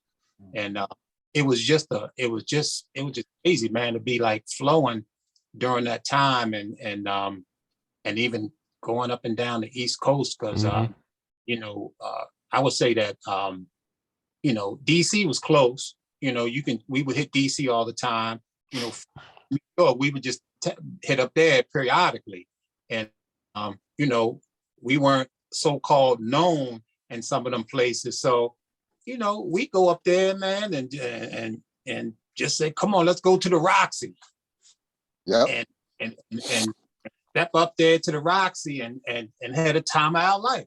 That's great, man. Seriously. That's great. Hey, Beanie, I just kind of caught that. So your grandmother was Miss Allmond. Which one now? See, you talking about at the store? The store. No, that was my aunt. Man, God bless her, man. I tell you what, I loved her, man. I was a kid going to Kenny will tell you. We just walked around. I mean, goodness gracious. That's awesome, man. Yeah, I do Look, remember. Y'all gonna have me crying on here, man. Think about my childhood. Yeah, I remember Mr. and Miss Allmond in the store. Yes, indeed. Before Mike took over. Yes, him being in the store. Yeah. And it was so nice, man. Yeah, definitely good. I'm gonna tell y'all, hey, but just another little quick story. We were at Shakedown, and me and Dean had left after we filmed that for the day, and we was sitting over in McDonald's parking lot. Keller, what you want to do? What you want to do? So we was sitting there thinking, man, let's go up to Philly. Me and him went home, put some clothes in the bag, hopped on the road, shot straight up to Philly. Now, when we got up there, we was going to this club that everybody was talking about called the New Tech. Dean, is that the name of that club that we was trying to get to? Yeah, that was well, matter of fact, what we did, we took about 2 sets of clothes or something, right? Because we we were gonna go to the New Tech, and we figured dress a certain way, or we was gonna go to what after midnight, and they dressed a different way. Right. And so New Tech wasn't jumping, they was closed down. So we said, we was gonna go to after midnight. Now, after midnight, y'all gotta realize this was a club that was down some steps, and you walk into this room. They had a movie theater in the back, a bar to sit over here, dance floor, and you were saying, and this club was jumping so hard that, hey, I went in there and I was numb. And I'm telling you, when I'm telling you I was numb, because I had never seen a place rock like this. Dean was so pumped. Dean said to me, Killer, don't worry about it. I got it. Hey, Killer walked out there on the dance floor and Dean was tearing it up. But I promised him. I said, hey, I'm not with it today, but I promise you, when we come back up here, ain't gonna be nobody in here that's gonna stop me. We left and came back up there like the following week. Hey, and I made my presence known after that. So look, on that story there, so we went up. Of course, we were dressed for the New Tech. So that wasn't happening. So we wound up, I think we was parked up in some dark, up under some bridge, and we changed clothes. Yeah, changing clothes. Changed that gear after midnight. So all that went down, and after midnight, one of the bangingest clubs, man, that we had after midnight, like right there at the top, as far as banging with the females and the music and all of that, man. It was just like, man, for real, off the charts. So after we came back to Morgan, and I had some people pull me up at Morgan. I saw you in After Midnight. You that guy that so we go back to we go back that night. We was, and then what, they shut it down or something. Yep. It was closed down. We wind up falling into this other joint. Sauce's place. This nigga that you got on the man, go up in that joint. And man, because when we was in the After Midnight the week before, they was doing some little chicken neck dance and shit, man. They doing. So I just went on and blasted them with my shit, you know. So when we came back the next week and went into that Salsa's place, this is another one of Beanie's iconic performances. You know, he killed these people so tough that before the night was out, the tough dancers in the club, and it was some tough dancers, they was coming to Beanie for verification on what they were doing. Am I doing this right? Is this how you do it? Checking in. I'm from last week. And he eyes it. He made it into his own, and man, he destroyed the club that night, man. And I mean, this kind of thing that this dude has been doing, I'm telling you, man, I'm just so grateful to have been around and to done all the things that we've done, and to be a witness to some. Nobody has seen Beanie like I have. Mm-hmm. Nobody has witnessed this dude like I have. I don't care how iconic people have seen him. Nobody on the face of the earth besides me and Carl, and maybe me a little bit more than Carl, have seen this dude like just rip the joint to shreds. And man, I wish the damn cameras were rolling back then. No, that's right. That's great, man. Yeah, man. That's great to hear, man. That's a great story. And I'm telling you, I want to thank y'all for, you know, just letting us share just a little bit of our life with y'all, because a lot of people today, you know, that was yesteryear to them, you know, and me and that man there that's on the other side, we have some memories that we're gonna take with us. Mm-hmm. Can't nobody take that from y'all either, man. Yeah, man. And let me. I want to jump into another story, man. We keep them coming. Keep them coming. We got time. We got time. Look, we giving y'all flowers, so you may as well take them, man. You mentioned that hip hop era and that scene, and you know the breakdancing was heavy and the popping was heavy and all of that. You know, the movie came out and it put the Roxy on the map. Mm-hmm.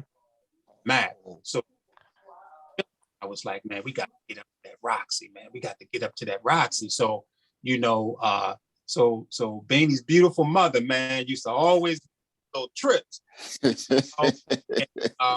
So we jumped on one of these trips. We done been to several, so but we just on the trip. So I think it might have been Patti LaBelle or somebody performing on that. Yep. Up there at the Gershwin Theater. Oh wow, that's legendary. That's class. Beautiful trip, beautiful show, and you know Patti killed it. She was kicking shoes off, all of that. Yeah. So we going to the club. So we wind up. We was going to the fun house, right, Killer? Yeah, and the fun house said there was no blacks allowed that night. Yeah. One Puerto Rican, you weren't getting in. So we was like, damn. So it was another brother there in the line said, well, come on, let's we can just walk down the street to the Roxy. It's this way. So we walking with homeboy down to the Roxy, and I don't know, 20-minute walk or something or whatever. And we get up in the Rock, and man, And that Roxy, man, was everything that we thought it would be. And from we walked in that joint, man, it was like, what the dude say to us coming through there, Rob? Okay, all right. For Dean, here it is. Dean walked in. Unbutton your coat. So Dean unbuttoned his coat. Oh, shucks, ladies, we got Dynamite Dean in the house. And the guys was on one side and the females was on the other. So once he said that, it just looked like the whole line over here or the women shifted and looked at Dean and it don't even look like Dean's feet touched the ground. It looked like he floated up this thing is, you know. It was funny. Something to see. Hey, I'm telling you, if you would have seen it, and right behind it would have just messed you up. Right behind me, Rob came through, and my man said, "Uh-oh, what do he call you, Rob?" He said, "Yep, Chili Rob." He said, "Oh, we got Chili Rob and Dynamite Dean." Yep. And the whole crowd, because we had name chains on, belt buckles, everything. I had on a white puff leather, you know, with a white Mr. Raw. He was Mr. Raw. A white corduroy, straight leg with the shoelaces. L head Adidas, you know, and you know, Killer was baby blue on there. Yes, sir. Yes, sir. Head to toe, with the truck jewelry around the neck, the Rob and the belt buckle. Yo, man, that's crazy. So high in the Spike Lee movies, he always would have it just looked like a motherfucker was just floating. Yeah. That was us.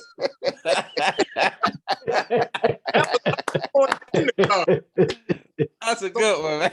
The tone was, yeah, going up. We just had a real fabulous time, man. And I just think that a lot of times when you on and you all about good, man, sometimes, man, there's another power that kind of protect you. Because when we walked up in the joint, it was some niggas in the cut, man, that was hate. He went to the top of the dance floor, and we positioned ourselves, and we just peeping the dance floor out, and everybody on us, they knew we wasn't from, and they knew head up. They was like, who are these niggas?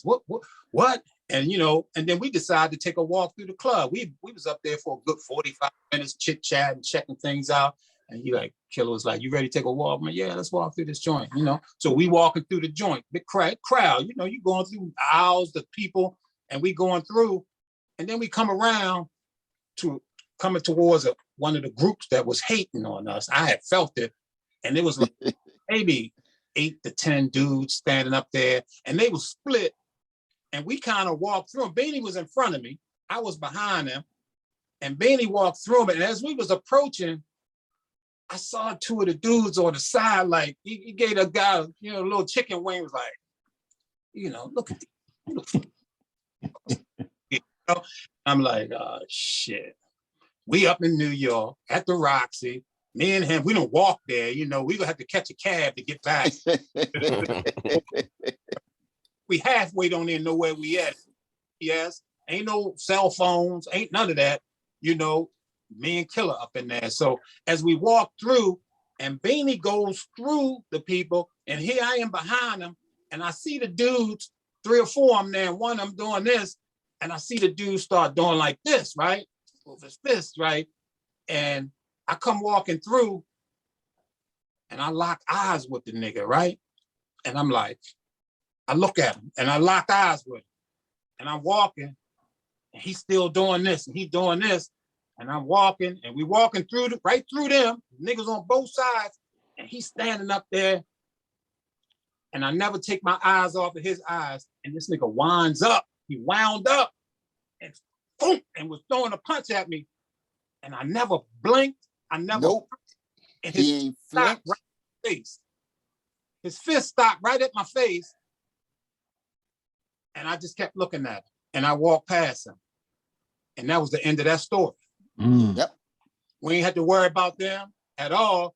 I don't know how I was able to not just at least do something, But I just stared that nigga down, man. And they ain't fuck with us for the rest of the night. Mm. They ain't fuck with us for the rest of the night. So I always felt like there was enough power with us wherever we went. Yeah. I always felt protected. Yeah.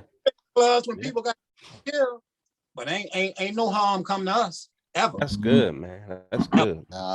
Because most of the time when things jumped off, it always jumped off around the dance floor. We were on the dance floor, so we wasn't ever involved. Exactly. Mm-hmm. You know, and that was the beautiful part about it. And it just seemed like the places that we went and the people that we came across, it was always a good aura around us to say that, because we had been in places where they were shooting, fighting, and everything. What was that place up there on Ricestown Road where Rhythm Skate? No, they turned the movie theater into a club, and we were up there when they had Heavy D up in there. Yeah, I know. I can't remember. Yeah, I can't. Man, I know what you're talking about. Yeah. They got the fighting up in that boy there. It was crazy.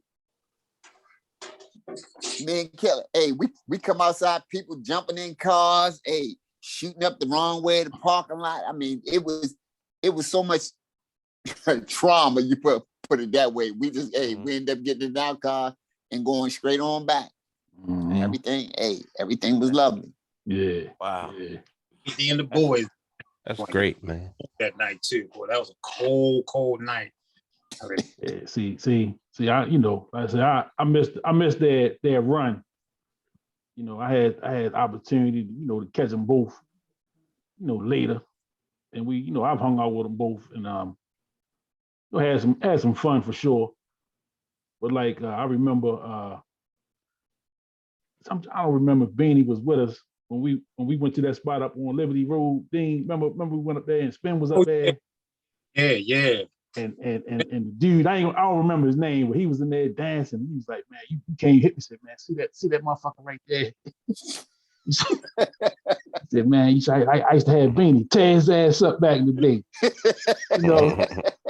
And he was one of them dudes, man. Like being in the club, it's always one that got to be like out, want everybody to see him.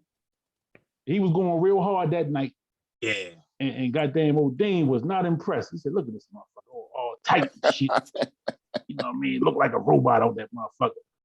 So yeah, I used to have Killer tear his ass up. I wish he was here tonight. I don't think Beanie was with us that night. Beanie was there that night. Cause I think he was like, yeah, Beanie was here out of man, Beanie, get his ass, man.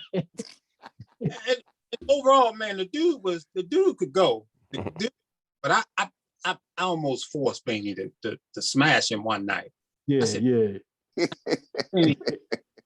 Beanie kept saying, "Nah, chill, man. Let that man go ahead and do his thing, man. Nah, man." I said, "Beanie, smash," because he went.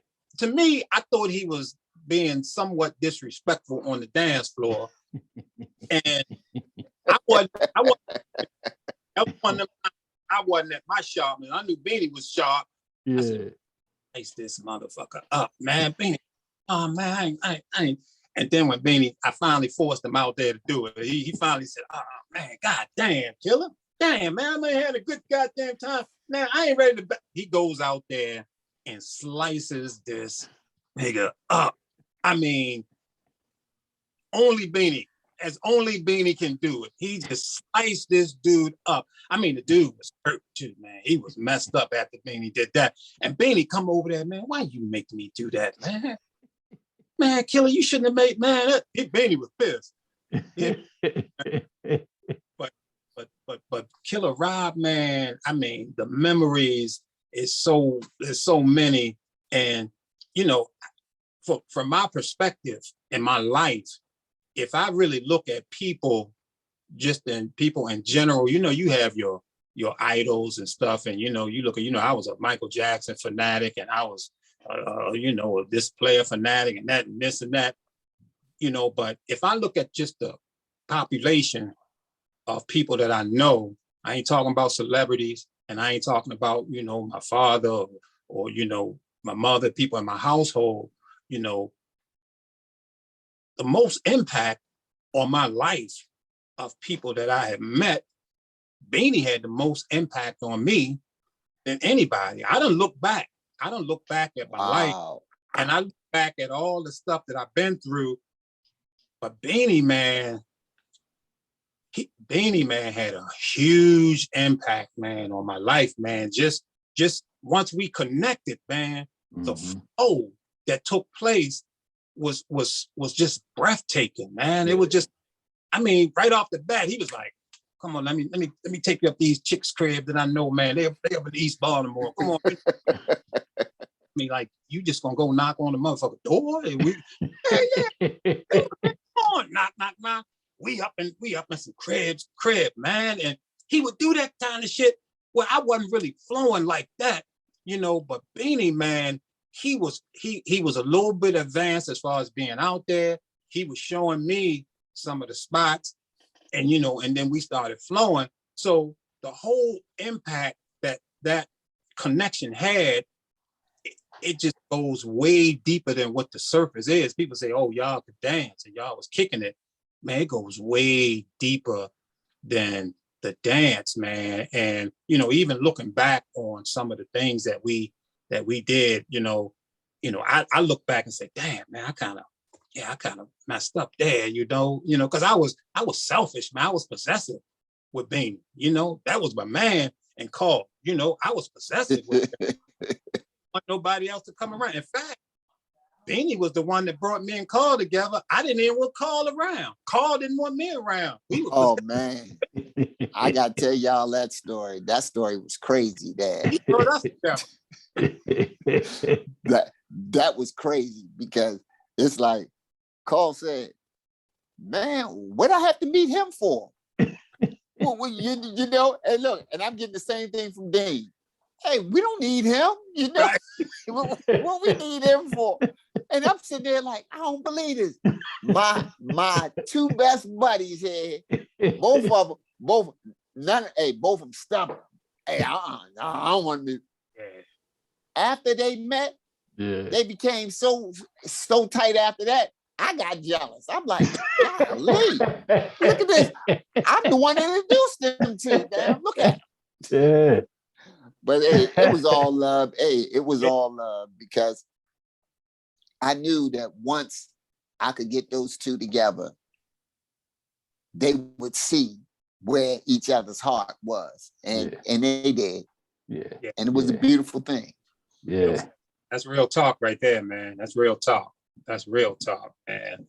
Yeah. So Binky just said when he got out the service, if it wasn't for hanging at the spots with Beanie, he could have went the wrong way. Mm-hmm. You know what I'm saying? So Wow. So you know, me and Bink had great times. Hey, over there in that district, boy. Yeah. I'm gonna tell you. Hold on. Let me get some love up to my man Rick Fleming. Because when we first started popping and everything out there, Rick was one of my men. Hey, he was out there on the scene right with us, you know. Yeah. And Rick, now, far as the stuff that I turned Dean onto, I got from Rick, you know, hanging with Rick, because Rick first one had a car at 16, and we were out there. And nobody, you know, to know Rick the way that I know him, because I grew up with him.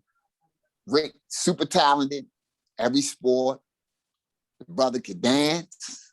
The brother was a ladies' man. Hey, he did. His life was a great life until, you know, he got to a certain part that he felt like that he needed to go left a little more than going right. But I really can't speak on that, you know. Yeah. I miss the person that I grew up with, because I know that it's more there than what meets the eye. And for a lot of other people, and even his kids don't really know how talented their father was and is. They only caught him on the other end. Yeah. Rick was tough, man. We went, and in fact, Rick wound up marrying my sister eventually. And we went up to Rhythm Skate, what was a skating rink up there, and they would convert it to a club, certain nights. And we got up there in a dance competition. And we was ready to win that thing. And then Rick he got caught smoking some weed in the bathroom or something. It got put out. And got put out. He got put out. We had danced and made it to the finals, and then he got put out.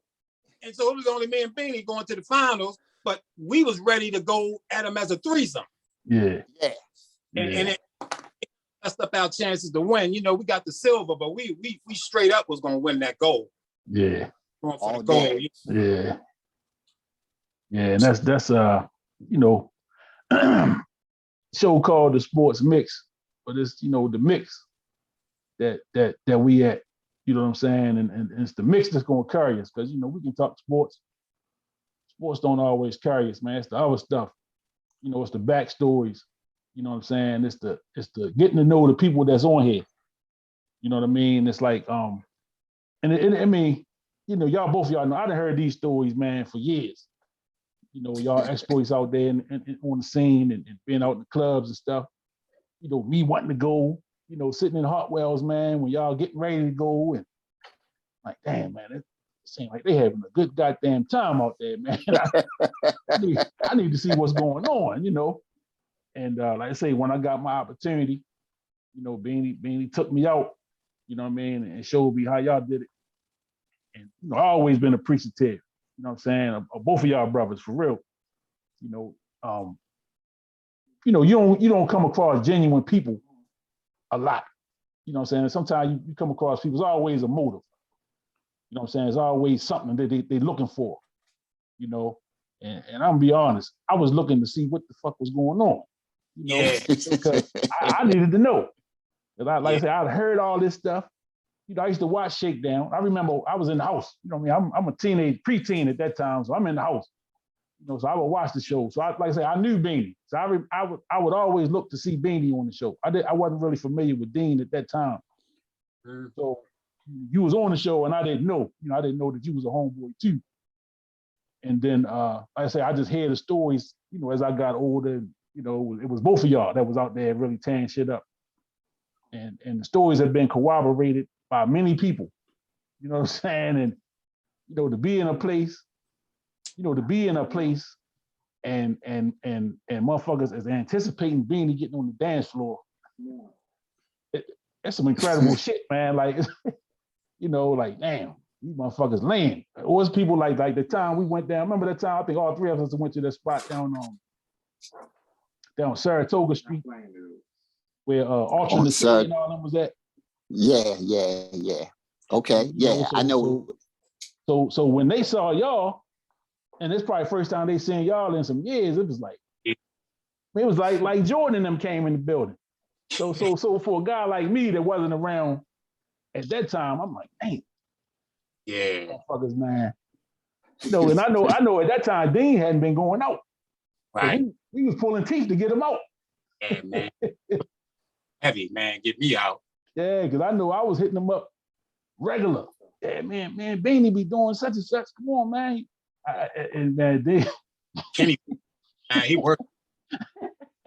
Dean told me, he said, man, if I get back out there with y'all, man, I'll fuck my whole life up.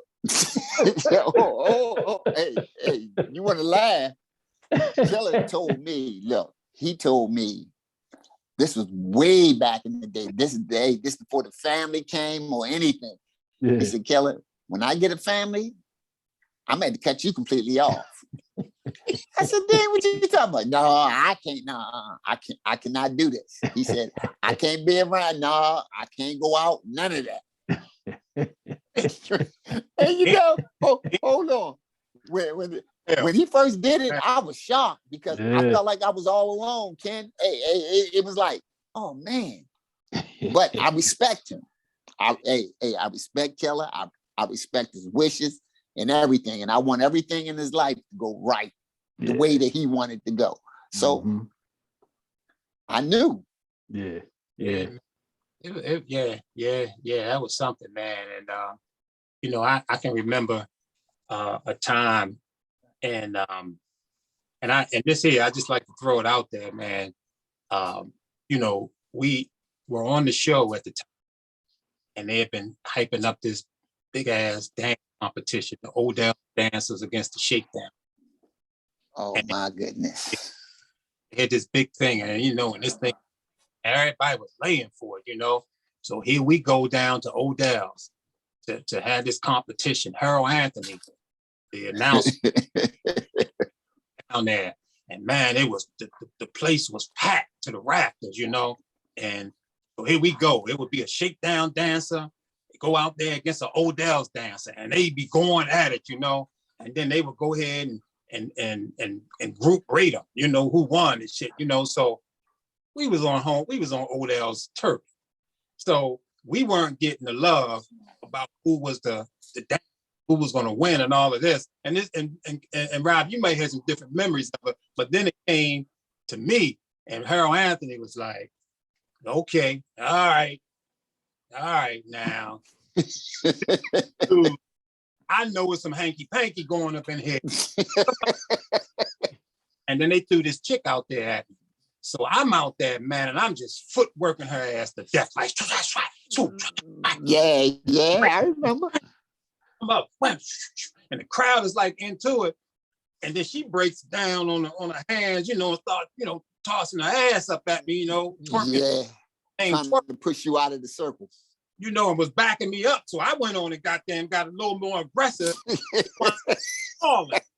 wound up on the floor, and then a big melee broke out, and everybody fighting, and Max and Greg Pop Rock, and even girls that came there with us, and we all up in there scrapping in Odell's, right?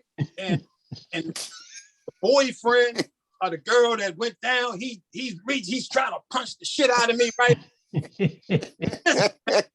Older, right? Bam. He was coming sucker punch. And I don't know, like I say, I think we were protected, man, because I don't know how he missed me, but it hit my shoulder. I must have been Floyd before Floyd. I had shoulder out there, and he missed me, and all that went down, and they told me, nigga, you can never come in Odell's again. That's what's all going down. So I felt so bad. And when we went back to the show, Harold Anthony pulled me up, right? He was like, "Damn, man, come on, man.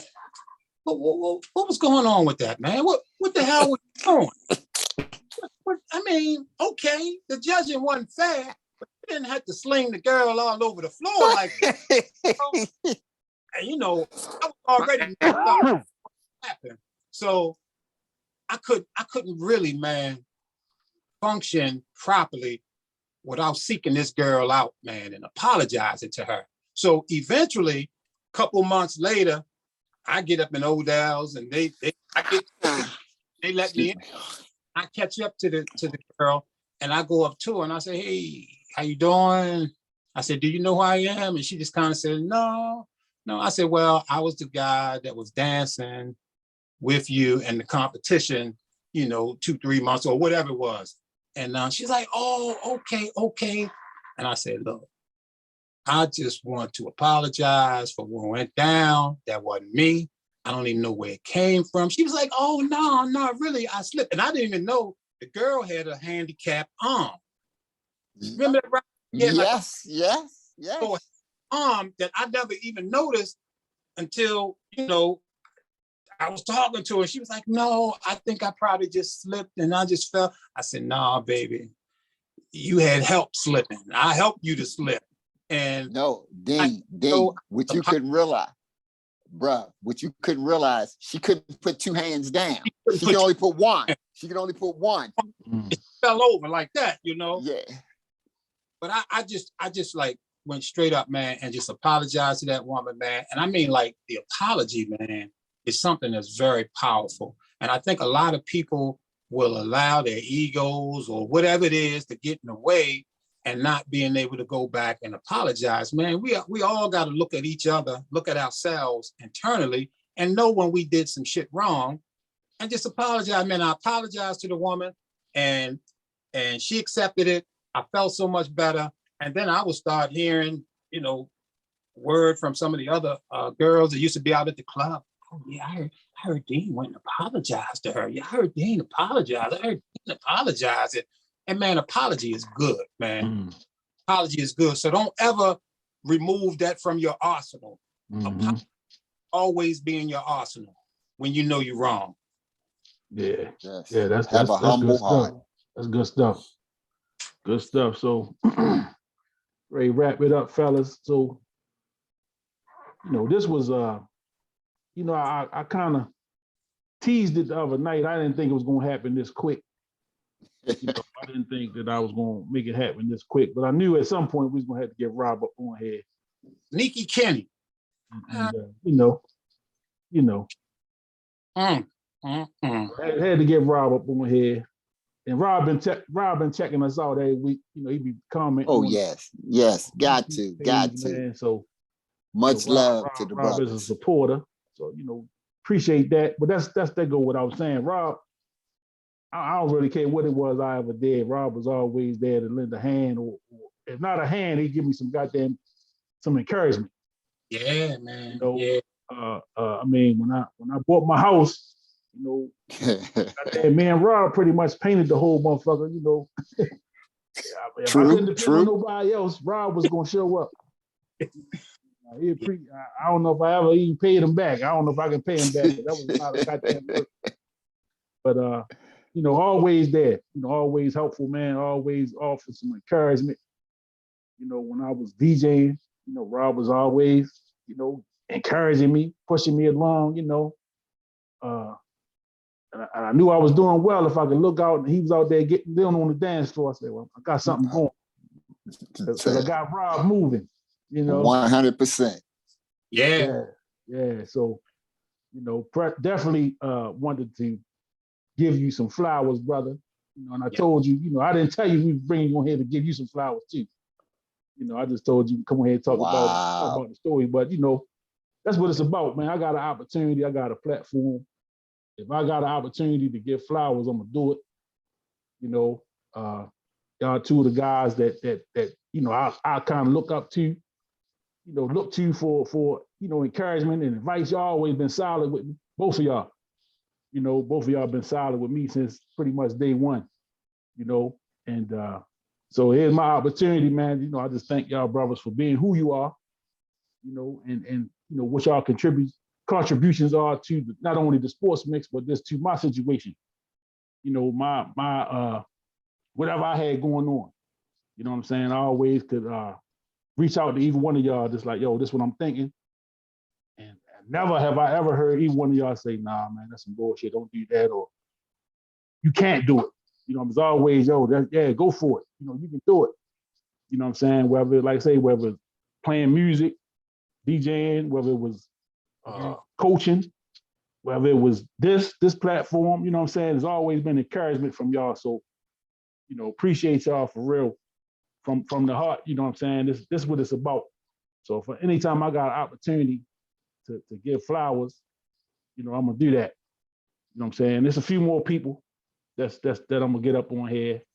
And I'm gonna make sure I give them theirs while I got an opportunity to, because I don't want to be the guy, talking about RIP and he was this, he was that, or she was this, she was that. I'm gonna give it to y'all I'm gonna give it to y'all while y'all can appreciate it. You know what I'm saying? So thank y'all. Any parting words, from either one of y'all before we shut down? Well, yes. One thing. I ain't want the little brother, man with T, to think that, hey, we forgot about him. Ooh. Because, man, you and Brucey B, you are our little brothers. Yes, sir. And we love you. Yeah. Yes, sir. Ken, and my homies right there. Ken, I want to thank you. Just giving us this time. Just share some memories. Mm-hmm. Because, whatever the Lord may have in store for us in the future, we don't know, because we take one day at a time. But I just want to thank you for letting me share this right here with my partner over there. Oh yeah. Yeah. Yeah. And I wish we could have had Carl on here too. God, they would have said it all. Hey, we can always do it. We can always run it back. We can always run it back. And I mean, shit, we just put it out there. We got y'all two. Get called up on here, Man and Bruce. Oh yeah, You know what man. I'm saying? I mean, yes. It's so many people, I can say that touched my life from where we grew up at. Yeah. That I wouldn't be the person that I am today if it wasn't for all of y'all. Yeah. And let's understand this.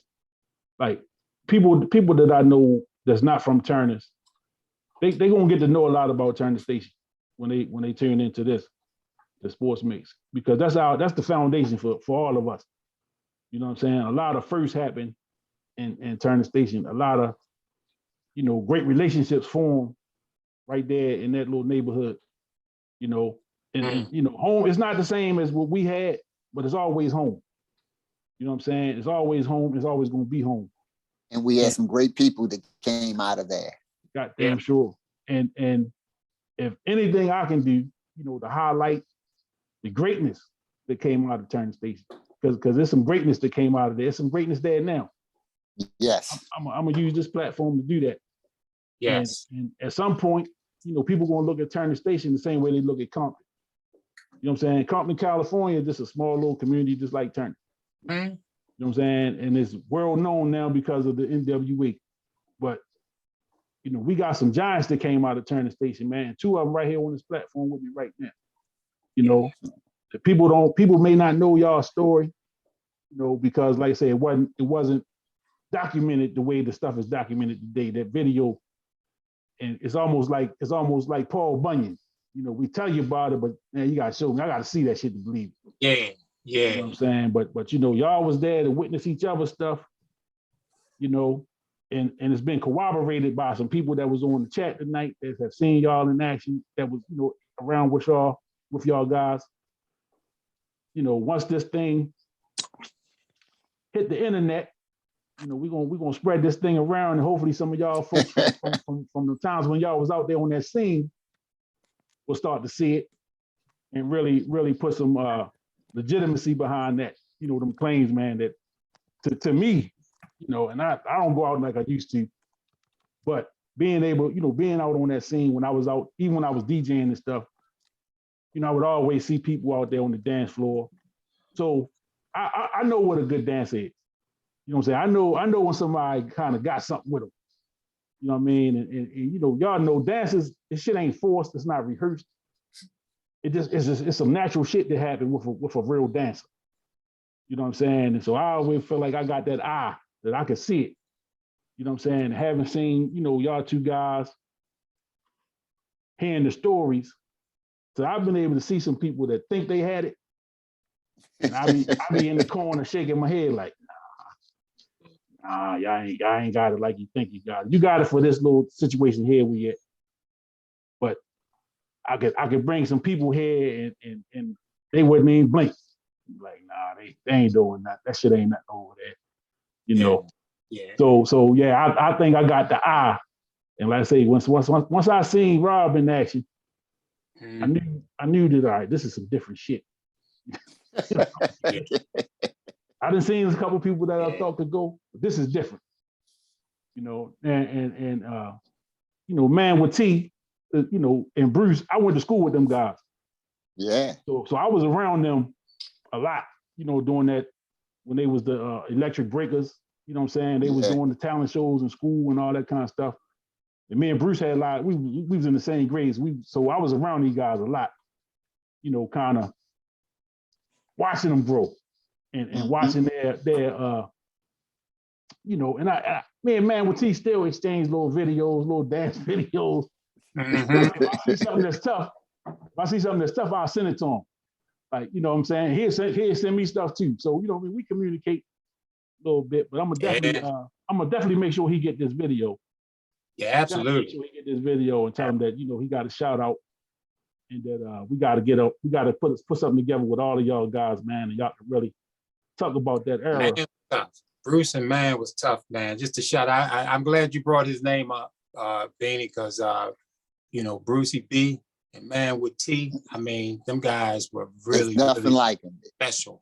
Yeah. Yes. They were really special, man. And they were like behind us. So, you know, they were so tough that Man was with us when we won the breakdance competition down in Annapolis. It was a big breakdance competition. And Man was up on that squad with us when we took the gold there. He probably still got the trophy, you know, from that.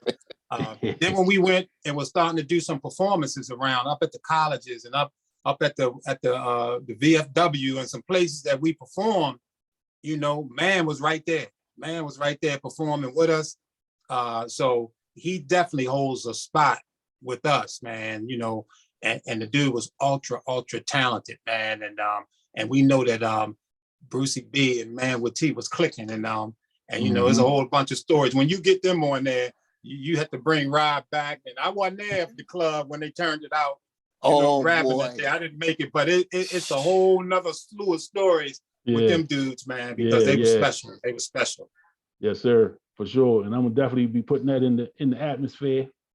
I know people watching that's gonna put it out there. They talking about y'all, you know. So we definitely gonna get them brothers on here, man. And I say two of my teammates, you know, we hoop together, you know. So you know, them my guys, man, from way back, man. And you know, we giving flowers, man. It's like, you know, we gonna talk sports and we gonna have fun. But when I got an opportunity to give some flowers, man, and to highlight people, I'm gonna do that. Dancing is a sport too. Yes, it did. Yes, it is. And like I say, at that time, you know, like we talking about them, like we talking about the mid '80s, the early to mid '80s. You know, when the breakdancing was real heavy. And like I say, I'm in class with these dudes, so you know what I'm saying. Anytime something was something to break out, you know, Bruce was always doing something. You know what I'm saying? Bruce was always, if he wasn't popping, like, you know what I'm saying, he was another one of them triple threats, man. Bruce was a hell of an athlete. Yes. You know what I'm saying? Probably one of the greatest athletes I ever been associated with. Just from a pure raw athletic standpoint, man. I ain't been around nobody like him. You know what I'm saying? I can see Bruce now. Some of the guys, we talk about this shit today. Like, we can see Bruce running up and down the basketball court. Yeah. Go for a timeout, man. He over there can't catch his breath, puffing and puffing. He be looking like, man, this motherfucking heart rate bust open. And as soon as we get back on the court, he back and forth like it was nothing. Just amazing, man. He could always just always was at 1,000. You know what I'm saying? Energy level was always at 1,000, man. He's still at 1,000. Yes, sir. Yes, sir. Hey, look, I remember when him and Man got the rapping, and we was up in Pascal's, and it was a competition up there, and them two guys shut it down. Shut it down. People was in there asking for their autographs. Who are they? Who are they? Yeah, man. The TS crew. The TS crew. Yes, sir. Yes, sir. Yeah, man. And it's like that Man with T. Yes. Man. And that, you know, and that just was a great time. You know, it was a great time, man. Because, you know, back then hip hop, like you say, it was supposed to be a fad. You know, rap music wasn't supposed to make it. And you know, it was AM radio back then. It was all, you know, EBB, WWIN. Yes. V103 wasn't really playing no hip hop like that. You know what I'm saying? It was AM. So you know, EBB went off when the sun went down. Right. So, you know what I mean? You know what I'm saying? And so you used to have you know, Mac James, the captain, he used to have the little local rap acts with their music. You know, and I was always laying like, man, I want my guys to get on there. You know, I always wanted to hear Bruce and Man on the radio. That was always the thing, like, when they gonna get on the radio, because we knew they was tough. I thought they was just as tough as everything we heard on the radio. We rock through guys. They was just as think tough about as this. If that internet was jumping back there then, them two right there would have been household names too. Yeah. They'd have been famous. Yes, sir. Yeah, Yep. they've been famous. That's facts, man, because like they carried it like celebrities. Mm-hmm. I mean, they had a way about them. You know what I'm saying? And when they was together, they was unstoppable. You know what I mean? They was unstoppable together. So, Yeah. Hell of a combo there, man. Hell of a combo. Hell of a combo. So basically they was Dean and Beanie Jr. Yeah, coming up. They was next in line. Yeah. They was up next. Bruh, they had it. Hey, look, I don't mind passing the baton like that. Huh? Here you go. Y'all got it. Yeah. And I think with the timing, I don't even think it would have been a pass, and it would have just been a come on, let's go together. Yeah, we flowed together in a lot of things. Because y'all was still, y'all was relatively young men at that time. Y'all was early 20s. Yeah. We talking teenagers. You know what I'm saying? We was like middle school going into high school when a lot of that shit was jumping off. Yeah. They popping. They were banging. Them two dudes was banging for real. Yep. But fellas, man, I appreciate this. This was we good, appreciate man. This was appreciate good. you coming up with it, man. You really pulled this together, and this mean a lot. And I know it's straight from your heart because I've been around you a lot. I know your heart. I know you, and bringing this together is big. And appreciate you doing that. And like I say, man, that dude that you pulled on here tonight had a huge impact on my life. Yes, sir. And, much love to that killer for having that impact on my life, man. And that impact, man, is things like that don't go away. You carry that with you everywhere you go. So all that shit we've been through is still right up in here. It's right there. Bro. Yes. Yeah. Likewise. So at some point we're gonna have to do this thing, man, where we really document them stories. We're gonna have to do a Dean and goddamn Killer Rob documentary out this motherfucker. Bro, listen. If we do that, we're gonna have to sit down and we're gonna have to get the Palladium. Because everybody gonna come out. Hey. Yeah. I got to figure out how to get some of that archive footage. I know there's some shakedown footage out there. There's some stuff out there somewhere. Yeah, I know there's some footage out there, and So Rob, you did the Moon Man too, right? Yeah. Yes. Did you ever do that one, Dean? I don't think I ever came on Moon Man. Okay. Nah. Yeah. I was trying to get him up there though. Yeah, I was trying to get him up. It was in my ear. I didn't go. Yeah. So there's definitely some footage somewhere. We got to figure out how to get to it. Yeah. And try to pull something together, man. But yeah, it'd be great. Wrap it up, fellas. Man, it's been good for me. Just to always good to see y'all two brothers together. Yeah. And because like I say, I've heard the stories. I've been with Beanie and heard the stories. I've been with Dean and heard the stories. I've been with y'all together and heard the stories. But I don't think a lot of people kind of know. It's not a lot of people that really know. So here's an opportunity. This is recorded. So once it's up, y'all can share this with your families. This could be playing at the Allmond family crab feast every year. I hear you, kid. I hear you. The Randolph reunion. Yeah. Then you got some new additions. So man, hey, just getting that history, man. Yeah, pop. Absolutely, boy. Getting that history is tough. So fellas, man, we're gonna wrap it up for this week. The Sports Mix, man. I appreciate y'all. Love y'all, brothers. Love you too, bro. Love y'all, brothers, man. And we're gonna work on that man with T Brucey B. And shit, y'all had to bring Carl Russell up on this motherfucker because I know without a doubt. Damn, Russell shut some shit down. And we got a shitload of stories about that. Oh my goodness. Man, some incredible shit that this guy was doing, man. Yeah. We may gotta start that one right there at noon because anything later, we're gonna go overtime. Yeah, might have to do like a 4 or 5 part on that one. Yes, sir. Yes, sir. Part 1, 2, 3, 4, and 5. Yeah, Oh man, fellas, it has been beautiful, man. I appreciate y'all. absolutely. I'm gonna make sure y'all get the link tomorrow. Appreciate y'all. Thank Love you, my y'all, brother. man. Story, man. Great We'll do show. it again, though. Thank y'all. Peace. Peace. Later.